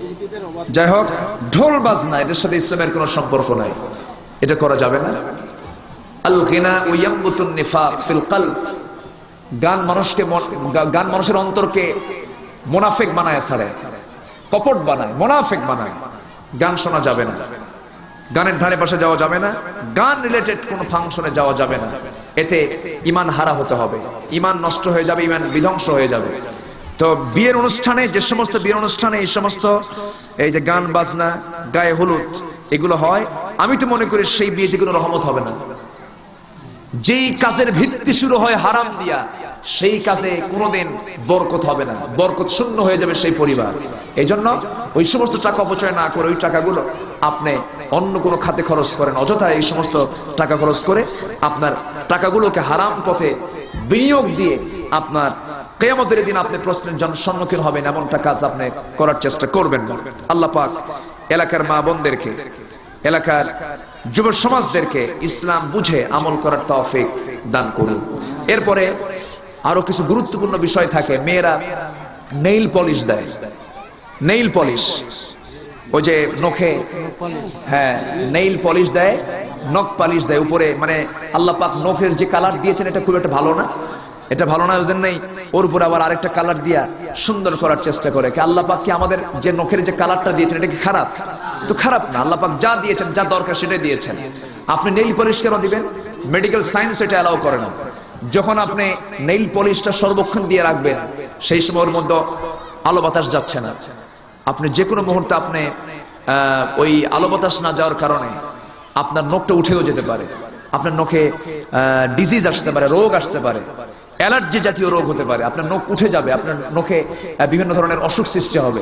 ইসলাম চায় না যে আপনি রোগী হয়ে যান, আপনি অসুস্থ হয়ে যান। এই জন্য আপনি নেইল পলিশ ব্যবহার করবেন না। আর সবচেয়ে বড় বিষয় হলো নেইল পলিশ দিলে পরে উজুই হবে না। উজুই যদি না হয় নামাজ হবে কেমন? আপনি মেহেদি লাগান, মেহেদি লাগান, আপনি যা লাগান লাগান, মাথায় লাগান, হাতে লাগান, পায়ে লাগান, যা ইচ্ছা সেখানে লাগান আপনি, আপনার জন্য মেহেদি, কোনো সমস্যা নাই। আর পুরুষের জন্য সুগন্ধি, আল্লাহ পাক দুটাকে ভাগ করে দিয়েছেন, পুরুষ পাবে সুগন্ধি আর মেয়েরা পাবে রং। রং আপনারা দিবেন, কিন্তু সেই রং যে রঙে আপনার ওযুর কোনো, গোসলের কোনো ব্যাঘাত না ঘটে এমন জাতীয় রং আপনি ব্যবহার করবেন। মানে জাস্ট ওই মেহেদিটাই ব্যবহার করা অতি যুক্তিযুক্ত, এই তো। আর এরপরে মেয়েদের মাথার চুলের কালার, চুলটা কালো, কালো চুলের কালার আসলে মূলত কি বলেন তো? কালো। সেই চুলটা কি যেন হলো, কি যেন ডিজাইন আসলো এখন, সেই চুল কেউ কেউ লাল বানায়, কেউ কে নীল বানায়, কেউ কে হলুদ বানায়, আবার কালো নীল হলুদ বিভিন্ন মডেল। এই মডেলটার আমি নাম দিয়েছি ভেড়া মডেল। ভেড়ার গায়ে দেখবেন ওই যে পশমগুলো আছে, বিভিন্ন কালার আছে। তো আপনি এরকম ভেড়া মডেল বানাবেন কেন? আপনার আল্লাহ পাক যে চুল দিয়েছেন, চুল আপনি কাটবেন কেন? চুল কাটাও যাবে না, চুল কাটাও এটা জায়েজ নাই।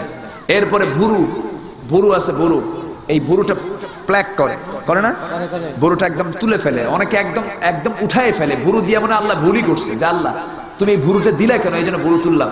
কিন্তু না, আপনি ভুরু তুলবেন আপনার চোখ নষ্ট হয়ে যাবে, আপনি ভুরু তুলবেন আপনার চোখের জ্যোতি নষ্ট হয়ে যাবে, আপনার স্কিন নষ্ট হয়ে যাবে। আপনি ভুরু তুলবেন কেন? আপনার ভুরু তোলার তো কোনো ইখতিয়ার আল্লাহ পাক আপনাকে দেননি। ভুরু তো তোলার জিনিস না, যেটা কাটা যাবে না সেটা আপনি কাটবেন না, যেটা কাটা যাবে সেটা আপনি কাটবেন। ইসলাম চুলের মাসলা মাসাইল দিয়ে বলে দিয়েছে, নখ কাটার মাসলা মাসাইল বলে দিয়েছে। আপনি নখ রাখবেন, আপনি মুসলমান পরিবারের মেয়ে, আপনার নখ হবে বনের পশুর মতো এত বড় বড়, এটা আপনাকে কে রাখতে বলেছে? এটাও মুসলমানদের কালচার নয়। আল্লাহ পাক মা বোনদেরকে এগুলো মেনে আমল করার তৌফিক দান করুন। আসুন আমরা এখন কাঙ্ক্ষিত মনোযোগ। মহিলা বা নারীরা যে বাড়িতে গিয়ে তাবলীগ করে, এটার সম্পর্কে ইসলাম কি বলে? মানে দ্বীনের প্রচার। হ্যাঁ, মহিলারা বাড়িতে গিয়ে, মেয়েরা মেয়েদের মাঝে দাওয়াতের কাজ করবে, সমস্যা কোথায়? মেয়েরা মেয়েদের মাঝে যাবে, মেয়েদের কাছে ইসলাম পৌঁছাতে হবে না? মেয়েরা কাজ করবে, সমস্যা নাই। মেয়েরা যদি যেতে পারে পর্দার সহিত, পর্দা মেনে যদি চলতে পারে, যেতে পারে, সমস্যা নেই। তবে এখানে আগে প্রাধান্য দিতে হবে নিজের পরিবারকে, পরিবারকে প্রাধান্য দিতে হবে। পরিবারকে প্রাধান্য দিয়ে এরপর এই কাজের আঞ্জাম দিতে পারে। মাঝে মাঝে আয়েশা সিদ্দিকা রাদিয়াল্লাহু আনহার কাছে সাহাবীরা আসতেন, বিভিন্ন মাসলা মাসাইল নিয়ে, বিভিন্ন ফতুয়া নিয়ে তার কাছে প্রশ্ন করার জন্য আসতেন। তো মেয়েরাও যে জানবে না বুঝবে না তারা, মেয়েরা শিক্ষা অর্জন করতে পারবে। মেয়েরা স্কুলে যাবে, কলেজে যাবে, ভুল বুঝবেন না, তারা শিক্ষা অর্জন করবে, ডাক্তার হবে, ইঞ্জিনিয়ার হবে, আলেমা হবে, সবকিছু হবে। কিন্তু পর্দার সহিত, পর্দা অবলম্বন করে তাদেরকে এগুলো করতে হবে। আপনার স্ত্রীর অপারেশন দরকার, আপনার স্ত্রীর পেটে অপারেশন লাগবে, এখন সে অপারেশন যদি পুরুষ করে তাহলে পর্দার খেলাফ হয়ে গেল, তাহলে মেয়েরা ডাক্তার হতে পারবে। মেয়ে ডাক্তার যদি হতো তাহলে সেখানে আপনার পর্দার খেলাফ হতো না, মেয়েরা ডাক্তার হতে পারবে, কোনো সমস্যা নেই। মা বোনেরা, আমার একটু আস্তাগফার পড়ি, মনে মনে একটু আস্তাগফিরুল্লাহ, আস্তাগফিরুল্লাহ রাব্বি মিন কুল্লি যামবি ওয়া আতুবু ইলাইহি ওয়ালা হাওলা ওয়ালা কুওয়াতা ইল্লা বিল্লাহিল আলিয়্যিল আযীম। আস্তাগফিরুল্লাহ রাব্বি মিন কুল্লি যামবি ওয়া আতুবু ইলাইহি ওয়ালা হাওলা ওয়ালা কুওয়াতা ইল্লা বিল্লাহিল আলিয়্যিল আযীম। আস্তাগফিরুল্লাহ রাব্বি মিন কুল্লি যামবি ওয়া আতুবু ইলাইহি ওয়ালা হাওলা ওয়ালা কুওয়াতা ইল্লা বিল্লাহিল আলিয়্যিল আযীম। আল্লাহুম্মা সাল্লি আলা মুহাম্মাদ ওয়া আলা আলি মুহাম্মাদ كما صليت على إبراهيم وعلى آل إبراهيم إنك حميد مجيد. اللهم بارك على محمد وعلى آل محمد كما باركت على إبراهيم وعلى آل إبراهيم إنك حميد مجيد. اللهم آمين. ربنا ظلمنا أنفسنا وإن لم تغفر لنا وترحمنا لنكونن من الخاسرين. আয় আল্লাহ তাআলা, এই দ্বিপ্রহরে সকাল থেকে নিয়ে শুরু করে এই মহিলা সমাবেশ 9টা থেকে শুরু হয়েছে, প্রায় একটা বেজে চলছে, 12টা বেজে গেছে। এই দ্বিপ্রহরে হাজারো কাজ ফেলে রেখে তোমার হাজার হাজার মা, তোমার হাজার হাজার বান্দিরা, আমার মা বোনেরা সকল কাজকর্ম সেরে, সকল কাজকর্ম বাদ দিয়ে তোমার কোরআন শোনার জন্য ঝুঁকে এসেছে, দৌড়ে দৌড়ে চলে এসেছে। আল্লাহ, তোমার বান্দীদের জন্য দোয়া করি, তোমার বান্দীদেরকে নিয়ে দোয়া করি। আল্লাহ, আমরা তোমার দরবারে ফরিয়াদ করছি, সর্বপ্রথম আমাদের তামাম জিন্দেগীর সমস্ত গুনাহগুলোকে মাফ করে দাও। আল্লাহ তাআলা, আমাদের এই গুনাহ যত বড়, তোমার রহমত তার চেয়ে অনেক বেশি বড়। গুনার দিকে নজর দিলে আমরা ধ্বংস হয়ে যাব, গুনার দিকে নজর দিও না। বান্দা মনে করে তামাম জীবনের সমস্ত গুনাহগুলোকে মাফ করে দাও। আল্লাহ তাআলা, বিশেষ করে আমাদের মাঝ থেকে যাদের জনম দুঃখিনী মা, জনম দুঃখী বাপজান যার দুনিয়া থেকে বিদায় হয়ে গেলেন, জিন্দেগীর গুনাহগুলো মাফ করো, কবরগুলোকে জান্নাতের বাগিচা বানায়া দাও। আল্লাহ তাআলা, তোমার দরবারে দোয়া করি, তোমার দরবারে প্রার্থনা করি, অনেকে এখান থেকে চলে যাব, বাড়িতে চলে যাব, বাড়ি থেকে সবাইকে দেখবো, কিন্তু মার কথা মনে হবে মা তো দুনিয়া থেকে বিদায় হয়ে গেছে অনেকের। আয় আল্লাহ তাআলা, মা যারা চলে গেলেন, বাবা যারা চলে গেলেন, জিন্দেগীর গুনাহগুলো মাফ করো, কবরগুলোকে জান্নাতের বাগিচা বানায়া দাও। আল্লাহর শেখানো দোয়া পড়ে আমার মা বোনেরা চুপি চুপি আল্লাহর দরবারে দোয়া করুন। বাপ মার জন্য সবাই বলুন, রব্বিরহামহুমা কামা রব্বায়ানি সগীরা, রব্বিরহামহুমা কামা রব্বায়ানি সগীরা, রব্বিরহামহুমা কামা রব্বায়ানি সগীরা।